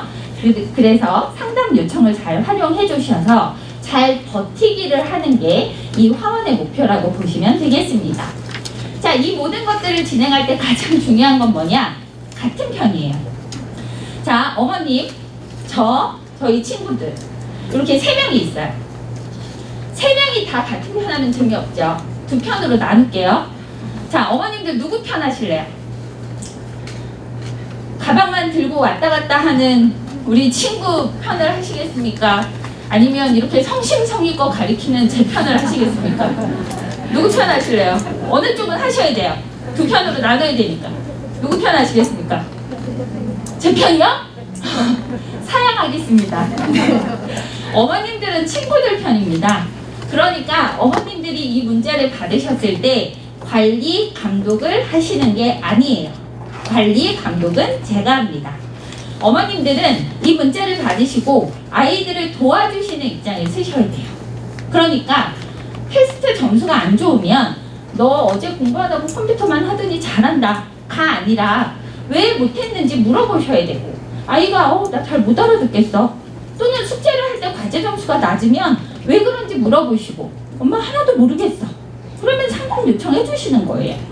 그러면 선생님들이 이 친구가 수업 때 어떻더라 이런 얘기도 해드리고 또 어떤 방향으로 숙제를 해야 되는지 보강이나 클리닉을 통해서 케어를 해드립니다. 그러니까 어머님들은 친구들과 같은 편이에요. 관리 감독하지 마시고 도우미의 역할을 충실히 잘 해주시기를 부탁드리겠습니다. 자, 저희 다원에 이렇게 화원, 심화, 그리고 생명 수업도 열려 있으니까요. 올 겨울 방학에 튼튼한 그릇 만드는데 잘 활용하시면 좋겠습니다. 감사합니다. 자, 이어서 물리 설명 드리도록 할게요.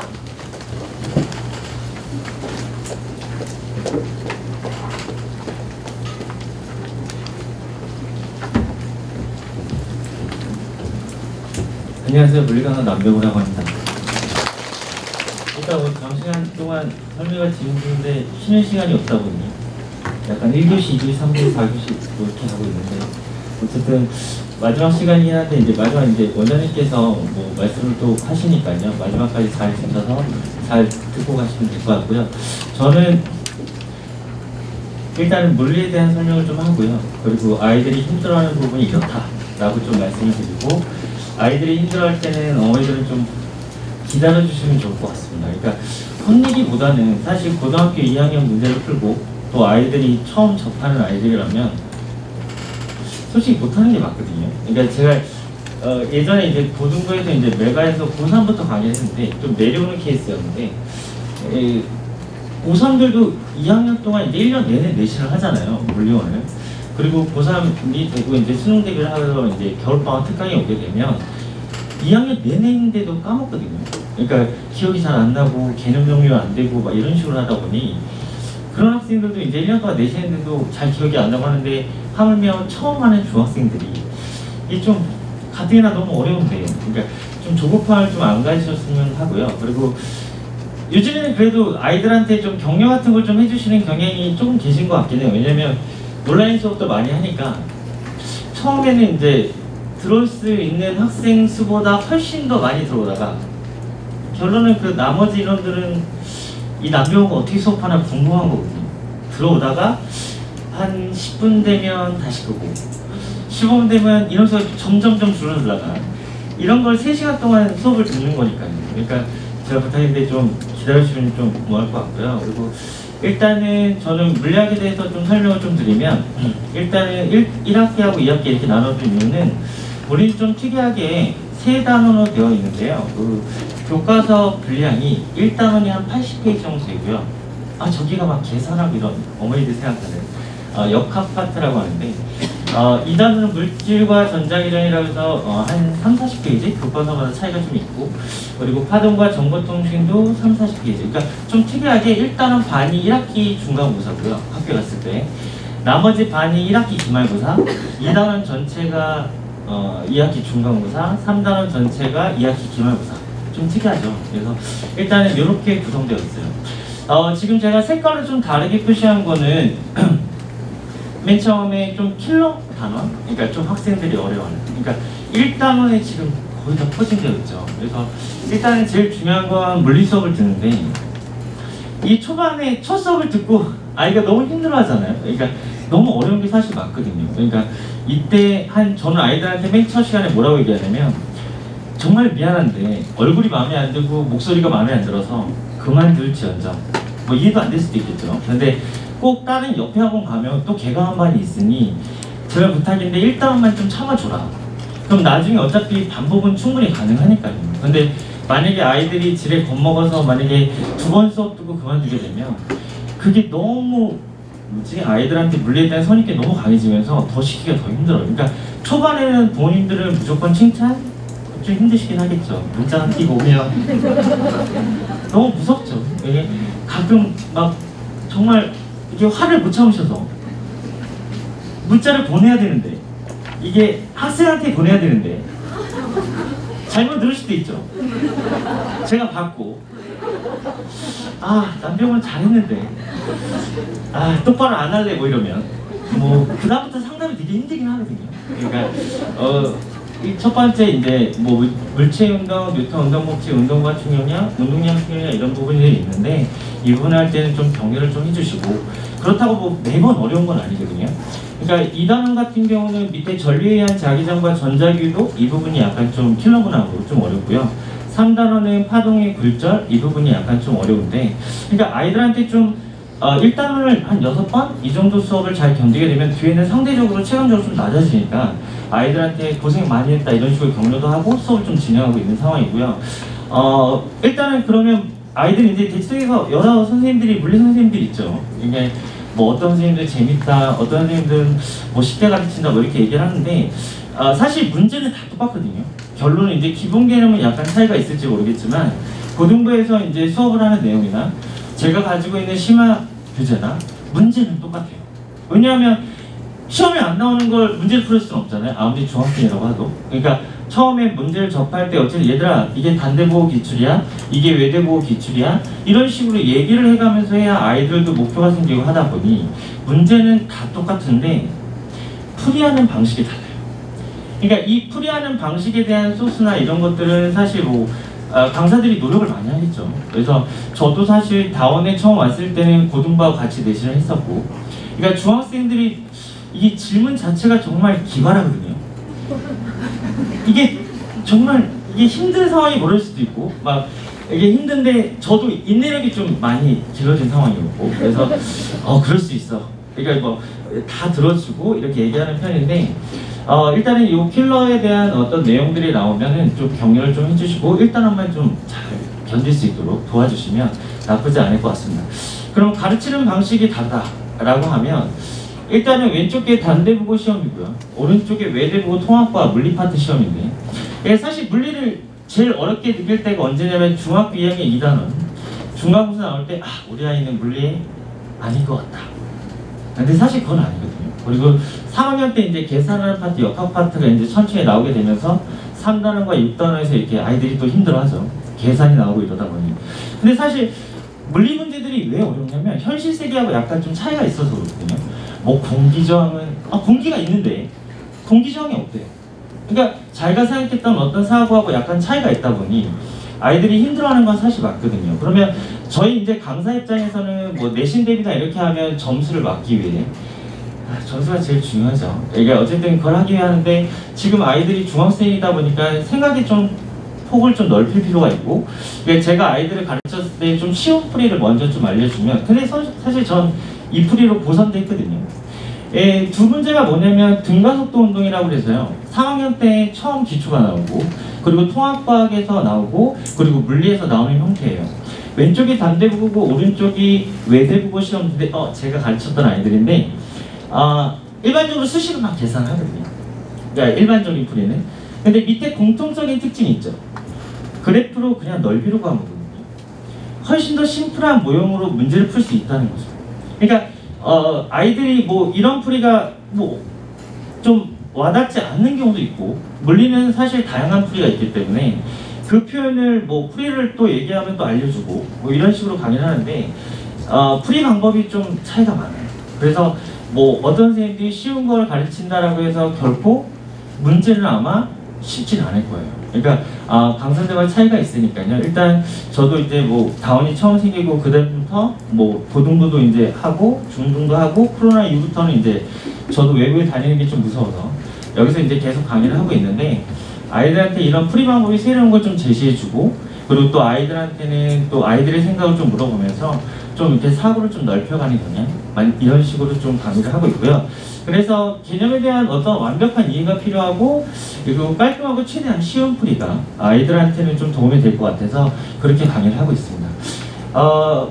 그 다음에 이제 제가 이제 자체교를 쓰다 보니까 부모님들이 질문이 많아서 교재 설명 좀 간단히 해드리면 기본 교재는 이제 고등학교 가게 되면 사실 뭐로 하냐면 EBS 스모특강이라는 어떤 부교재를 좀 많이 사용하는 편이고요. 그리고 교육청 모의고사나 수능 교재를 좀 많이 사용하는 편인데 개념 완성은 수능에는 2점짜리하고 3점짜리가 있는데요. 2점짜리 형태의 문제긴 해요. 그러니까 교재를 맨 처음에 중등에 맞춰서 만든 건 아니고요. 고등에 맞춰서 양쪽에 움직이고 있으니까 고등에 맞춰서 한 교재다 보니 중등 아이들이 기초를 다질 때 약간 무리가 있더라고요. 그래서 프린트로 따로 이렇게 중하 난이도의 프린트를 다시 또 배부하고 있는 상황이고요. 그래도 아이들이 학교 시험에서 어떤 나오는 유형이 있는지는 알아야 될 것 같아서 기본 개념 교재는 계속 사용하고 있고요. 심화 교재는 어머니들이 좀 많이 물어보시는데 수능 평가원 기출인데 이게 고2도 있거든요. 근데 사실 고의 내용이 시험 문제 나오는 비율은 그렇게 많진 않아요. 그러니까 고3 게 좀 많이 나오는데 전체 다 고3으로 되어 있고요. 실제로 이 문제들이 내신에 나와요. 좀 이따가 뭐 잠시 변형된 실제 시험을 보여드리긴 하겠지만 이 문제를 푸는 거거든요. 그러니까 아이들한테 숙제를 많이 내주는 편은 아니에요. 뭐 반복해서 뭐 내신하듯이 이렇게 하진 않고 생각을 좀 해라. 그래서 생각하고 고민해 오면 제가 이제 연서가 뭐 많더라도 돌아다니면서 체크를 하거든요. 그래서 모든 걸 뭐 자세히 솔직히 체크할 수는 없지만 뭐 이렇게 당연히 그냥 풀이했던 내용들이 책에 보이니까요. 격려도 해주고 새로운 풀이가 있다면 정말 칭찬도 해주면 정말 좋아하거든요. 왜냐하면 학생 스스로가 봐도 이 문제는 진짜 어려운 것 같고, 그리고 제가 이제 고등학교 애들을 이제 졸업시키고 중학교 졸업시키고 고등학교에 가면 진짜로 기출 문제 옛날에 풀었던 문제가 있으니까 거기에 따른 그때 남배우가 사기는 치지 않았구나 뭐 이런 느낌? 그래서 약간 좀 어렵긴 하지만 한 번 경험하는 거니까요. 어차피 고등학교에도 여러 번 반복할 필요가 있으니까 그거의 처음 경험이라고 생각하시면 될 것 같아요. 이게 학교별 내신 경영인데요. 오른쪽에 이제 단대국어 최근에 봤던 시험이라서 문제를 가져오고 상당히 복잡하죠. 이게 왼쪽이 제 교재에 있는 문제인데 기억 니은 디귿이 약간 변형된 거지 그림하고 물질 운동 상황은 정확히 똑같아요. 그러면 제가 테스트를 어떻게 보냐면 이거를 풀어주겠죠. 애들 정말 질문 많아요. 20문제 숙제 해주면 한 17문제는 풀어주는 것 같아요. 그래서 제가 중3 아이들한테 예비고일 애들한테 고등부에 가서 숙제를 내주면 꼭 수업 시간에 순서대로 쌤한테 했던 것처럼 해라. 그래야 되지 않겠냐. 나중에 조교쌤한테 물어보면 니네 안 갈 거고 남으라고 하면 집에 빨리 가고 싶고. 그러니까 사실 지원하는데 아이들이 부담이 좀 적긴 하거든요. 그래서 처음에 그렇게 좀 유도하는 편이에요. 그래서 아이들이 뭐 숙제를 당연히 힘들죠. 힘들고 근데 노력도 해오는데 저희가 이제 칠판에다 이렇게 풀어주면 어느 정도는 이해를 해요. 그래서 어느 정도 이해한 상황에서 그 다음 시간에 이렇게 변형해서 주관식으로 숙제 테스트를 내거나 아니면 객관식으로 약간 변형해서 테스트를 내는 편이에요. 그러니까 저는 이 수능교육청 문제나 이런 문제들을 한번 경험하는 데 있어서 아이들이 약간의 기억만 남아도 솔직히 고등학교 와서 정말 도움이 많이 되거든요. 그래서 이렇게 좀 진행을 하고 있고요. 그래서 내신은 사실 고중부 내신은 수능하고 거의 똑같이 취급을 하고요. 이 부분 학교들 전체 다 제가 뭐 분당도 하고 서초도 하고 이렇게 예전에 고중부 내신할 때도 똑같은 경향으로 가기 때문에요. 이 기출 문제하고 체크를 좀 해주면 될 것 같습니다. 수업 중에서 뭐 앞에서 다음 뭐 다른 선생님들도 하지만 저도 이제 비록 남자 선생님이 허술한 것도 있겠죠. 여자 선생님 훨씬 더 꼼꼼하고 정말 뛰어나신 분들이 많은데 저도 이제 따라가고 열심히 좀 하려고 하고 있고, 특이한 거는 제가 이제 클리닉 수업을 한 지가 이렇게 오래되진 않았어요. 올해 초부터 좀 시작을 했는데 아이들이 이게 문자나 이런 소통하는 것도 충분히 되고 하는데 가끔 가다가 막 20문제인데 3개를 맞는 거죠. 저는 기본 점수가 없긴 해요. 그래서 3개를 맞으면 이거를 문자를 보내야 될까 말아야 될까 제가 고민하죠. 이걸 받았을 때 어머님이 상상이 되고 너무 무섭고 또 어떻게 문자가 올지 모르니 저는 어떻게 하냐면 그 점수가 나오면 전화를 하죠. 왜냐면 문자보다는 느낌이 사뭇 다르거든요. 그래서 아이가 이렇습니다 문제 설명도 해드리고, 근데 그런 고민들 마지막 내용은 클리닉 시간을 좀 활용을 했으면 좋겠다 했어요. 그러니까 아이가 뭐 와서 저를 보고 이제 모르는 걸 완벽하게 이해를 할 수는 없지만 그래도 그날 테스트 정도는 조금은 이해를 시키고 있을 수 있고, 너 왜 이렇게 못 봤어 하면서 전후 관계를 얘기를 해가면서 좀 친해지는 계기도 될 수 있고요. 얼마나 하기 싫겠어요. 아까 수식도 보셨겠지만 사실 되게 힘들거든요. 그래서 클리닉 시간을 이렇게 좀 정해놓고 있고요. 강의실은 매번 좀 바뀌어서요. 전날에 저한테 문자를 주시면 제가 이제 강의실도 알려드리고 이런 식으로 진행하고 있습니다. 1시간 하고 가도 되고요. 30분 하고 가도 됩니다. 아까 전에 외대부고 단대부고 아이들은 제가 이 클리닉 시간이나 뭐 이런 걸 알기 때문에 수학학원 가기 전에 이한 문제 좀 풀어주시죠. 뭐 처음 멘트는 이거죠. 잘 지내시나요? 뭐 이런 느낌. 왜냐하면 고등부 하면 과탐이 정말 할 시간이 없어요. 그나마 국영수가 뭔지 모르겠는데, 그래서 중등일 때, 중학생일 때 어느 정도 한 번쯤은 아니 2번 뭐 이 정도로 좀 익숙해지는 게 좋거든요. 그래서 아까 전에 저한테 시험지 보내준 2명은 나름 꽤 잘해서 혼자서 좀 공부한 케이스였어요. 그래서 일단은 뭐 클리닉 수업이 꽤 중요하다는 거 좀 말씀을 드리고요. 그리고 보강을 하는데 제발 부탁인데 동영상은 하지 않으셨으면 좋겠습니다. 제가 이제 뭐 월화수목금토에 거의 대부분 다 나오는 강사 중에 하나인데, 이게 보강이 동영상을 할 때 그러면 어머니가 옆에 앉아서 필기하는 모습을 보고 체크까지 가능하다면 동영상이 맞습니다. 그런데 만약에 공부해라 라고 하고 나중에 그냥 책 검사 살짝 하고 이럴 거면 차라리 짧은 시간이라도 보내주시는 게 맞아요. 그래서 형광보강을 되도록이면 좀 진행하고 있고요. 그래서 근데 이제 저도 이제 형광보강을 5년 막 이렇게 계속 하다 보면 어머니들이 남편은 형광보강 되는데 뭐 이러면서 시간표 조절도 되겠죠. 그래서 된대 뭐 이러면서 계속 좀 보강으로 이렇게 하시려는 부모님도 계셔서 일단 그러면 제가 시간이 너무 안 나서 시간에 많은 걸 좀 펼치기가 힘들 때도 있거든요. 그 점 좀 양해 부탁드리고요. 이렇게 해서 수업 진행에 대한 건 그냥 나머지는 저의 특이한 클리닉 수업을 좀 말씀을 드렸고요. 아까 전에 나오지 않았던 다른 고등학교, 일부 고등학교를 좀 말씀을 드릴게요. 중등고가 있는데 특이하게 특 4로 되어 있는데요. 뭐 이런 학교들은 이제 3+1 이거 기준을 좀 진행하고 있고요.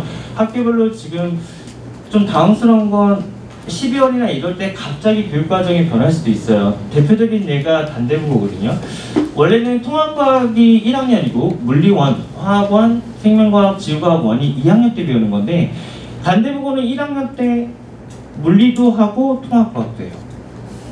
근데 이 학교가 일반고인데 사실 자사고나 이런 쪽은 아까 용인의 보컬을 잠깐 보셨겠지만 다양한 경험이 가능하잖아요. 이 학교는 물리원을 아이들이 기피하고 근데 필요로 할 것 같으니 꼭 들어야 되겠다라고 해서 1학년 때 한문하고 물리를 2개 중에 선택하게 해요.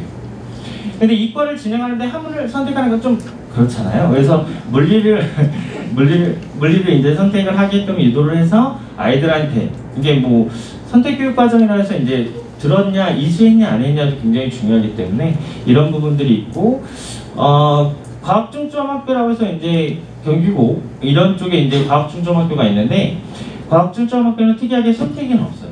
그러니까 1과목 4개도 다 하고 2과목 4개도 다 하는데, 이게 인원수가 좀 적다 보니까 분위기가 되게 좋아서 학습 분위기가 나쁘지 않게 되고 있다라는 얘기를 제 조교가 여기에 나와서 얘기를 좀 들었습니다. 근데 사실 부담은 좀 스러워요. 왜냐하면 선택이 아니라 4과목을 다 해야 되기 때문에 일반적으로 뭐 영재고나 과고를 준비한 학생, 그러니까 어느 정도 준비가 됐는데 일반고를 이렇게 턴하려고 하는 학생들한테는 꽤 괜찮은 어떤 선택권이 아닌가 싶기도 하고요. 이렇게 해서 저는 설명회를 좀 마무리하고요. 어쨌든 마지막까지 오랜만에 설명을 해서 약간 떨리기도 하고 했는데 마지막 장관과 원장님께서 말씀해 주시고요. 하겠습니다.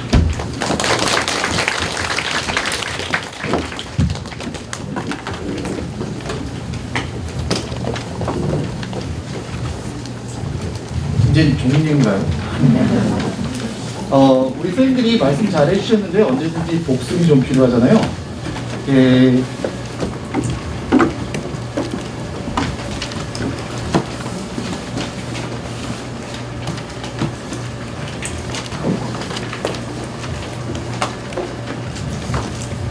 제가 몇 가지만 좀 코멘트를 좀 드리도록 하겠습니다. 첫 번째, 옛날 아이들하고 좀 많이 달라졌어요. 최근 아이들이. 그 옛날 애들은 사실 언어 감각이 요즘 아이들보다는 좀 나았어요.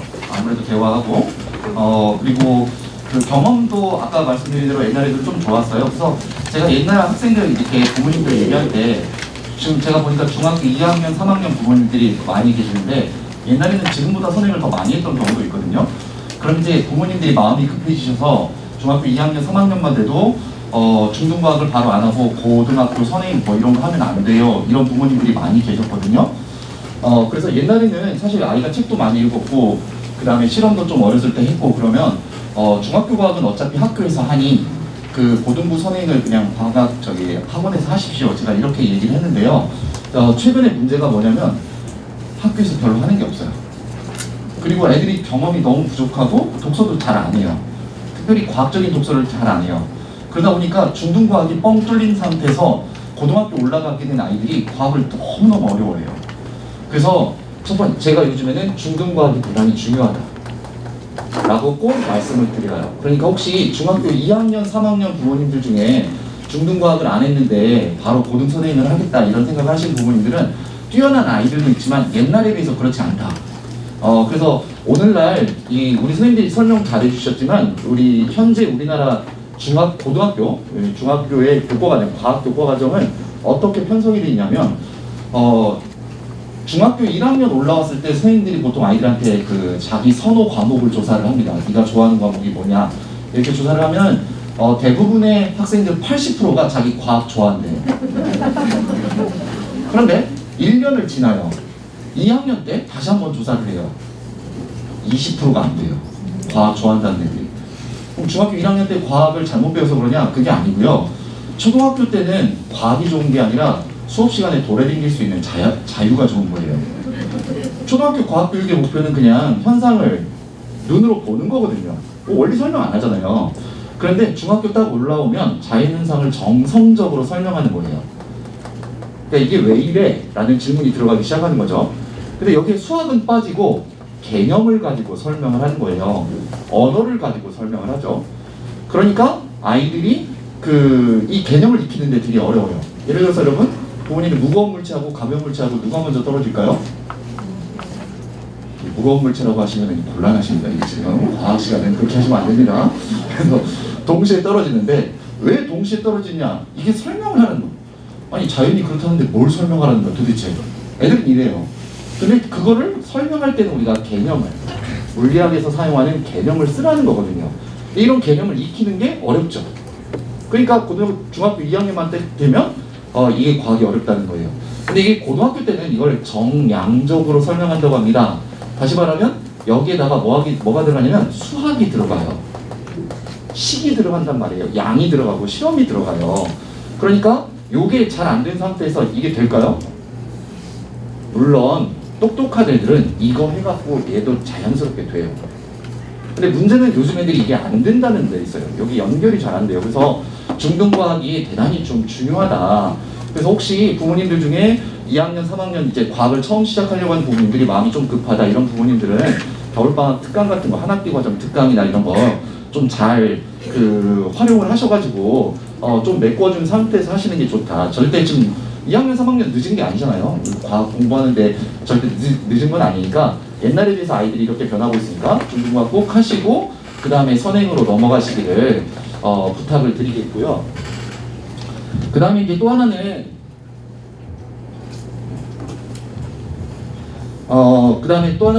과학, 아까 우리 선생님들이 말씀해 주셨는데 옛날에는 시험 잘 보는 아이들이 과학 잘하는 애들이었잖아요. 물론 지금도 수능은 시험을 잘 봐야 되지만 이게 과학 평가의 개념이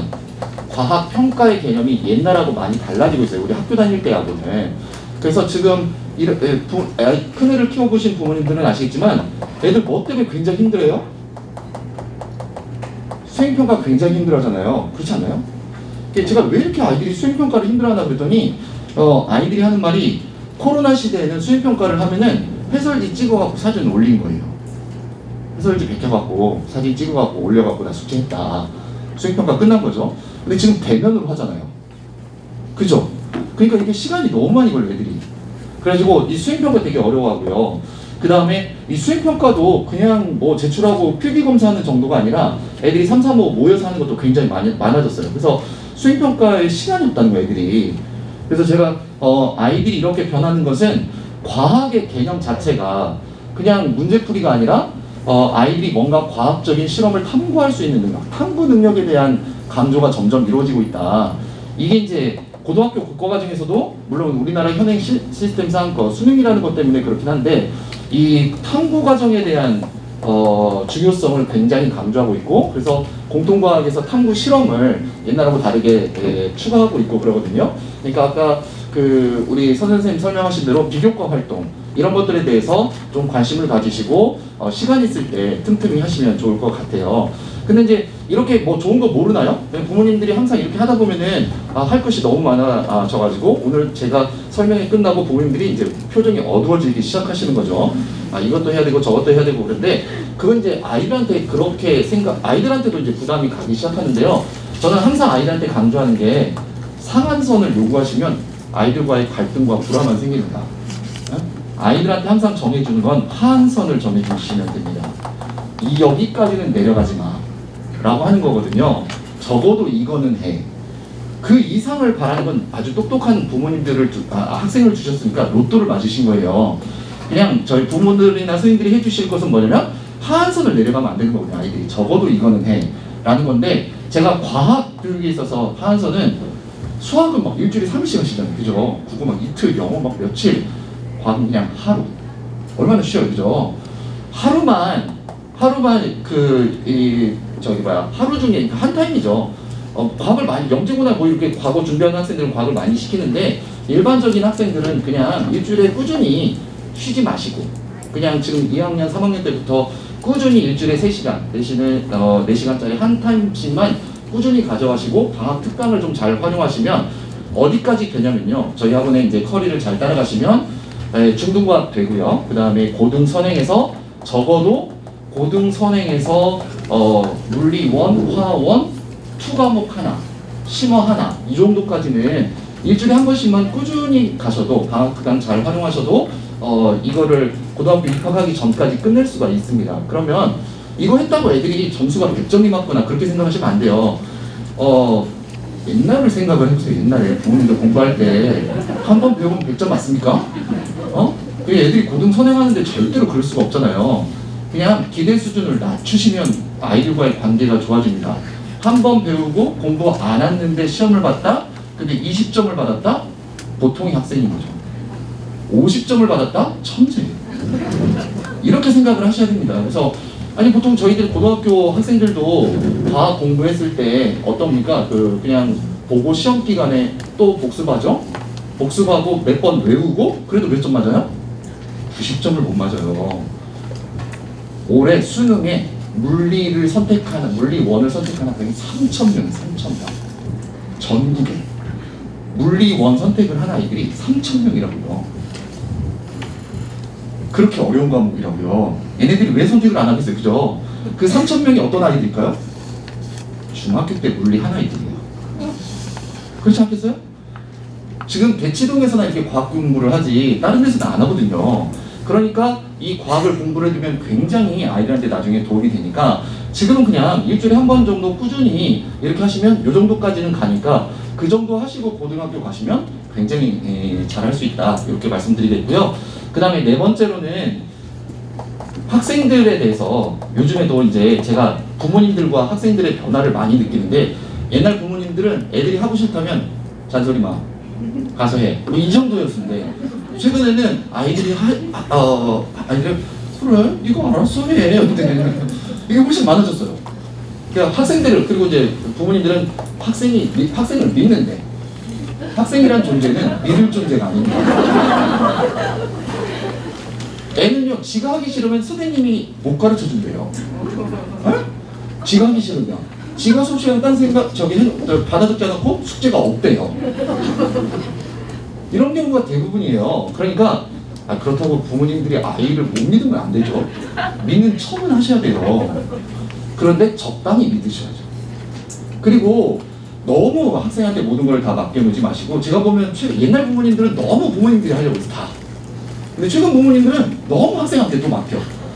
이 너무 극과 극인데 그냥 적당히 뭐든지 좀 이렇게 아이들하고 잘 얘기하셔서 커리를 좀 잘 정리하시고, 그 공부하는 것도 아이들과 계속 이렇게 보시면서 애가 잘하고 있는지, 이게 얘가 지금 나를 진짜로 정확하게 얘기하는지 이런 것들을 살피시면서 성취하시면 돼요. 그러니까 기대 수준을 너무 높이 가져가셔도 안 되고, 그냥 우리가 한번 공부했을 때 아이가 이 정도 하면 됐지, 그런데 한 번 더 시키고 이렇게 해서 좀 하셨으면 좋겠고요. 그 다음에 가장 안 좋은 게 과학 같은 경우는 중간에 했다가 그래? 다시 빼고 다시 한번 해볼까? 그리고 다시 빼고 맨날 일단원만 돼. 그러니까 우리 선생님들이 계속 얘기했지만 어렵더라도 한 바퀴 돌리고, 그 다음에 당연히 과학이 어려울 수밖에 없죠. 애들이 지금 옛날 애들보다 훨씬 어려워요, 과학을. 수학은 오히려 너무 어렸을 때부터 시키셔가지고 애들이 그냥 따라하면 돼요. 제가 굉장히 과학 가르치면서 충격과 공포를 느끼는 게, 이렇게 딱 가르쳐 보면 수학의 방정식이 막 안 되고 그러는데 일차함수도 모르고 그러는데 야, 너 수학 안 했어? 너 수학 어디 공부하는데? 미적분 하고 있는데요. 이런 사례가 너무 많아요, 사실. 그리고 그럼 너 중등과학은 안 했어? 초등학교 4학년 때 해서 다 잊어먹었어요. 초등학교 4학년 때 중등과학하고 지금 선행하는데 앞에 건 다 잊어먹었대요. 중등과학 점수는 안 나와. 이게 지금 이렇게 갖고는 좀 곤란하지 않을까? 그래서 부모님들이 과학 커리를 짤 때 좀 이렇게 정확하게 상담 받으시고 이렇게 해서 정확하게 상담 아이들 커리를 짜서 적절하게 선행을 하시고 너무 지나친 선행도 오히려 아이들한테 크게 도움이 되지 않습니다. 애들이 받아들일 수가 없으니까 적절한 선행과 함께 좀 이렇게 체크해가면서 관심을 좀 가져야 됩니다. 그러니까 여기서 관심을 가져주시는 아이들 이제 막 옛날 부모님들처럼 하면 더 큰 문제가 생길 수 있으니까 그냥 아이가 잘하고 있는지 계속 끊임없이 관심 가져주시고 이렇게 하시면 아주 좋은 결과들이 있을 줄 알고요. 자세한 것들은 저희 그 학원에 이렇게 한 과목 넣어놓으시면 상담을 계속 해가시면서 꾸준히 갈 수 있으니까요. 올 겨울방학 때 커리 잘 짜셔서 꼭 성공할 수 있도록 하시기 바랍니다.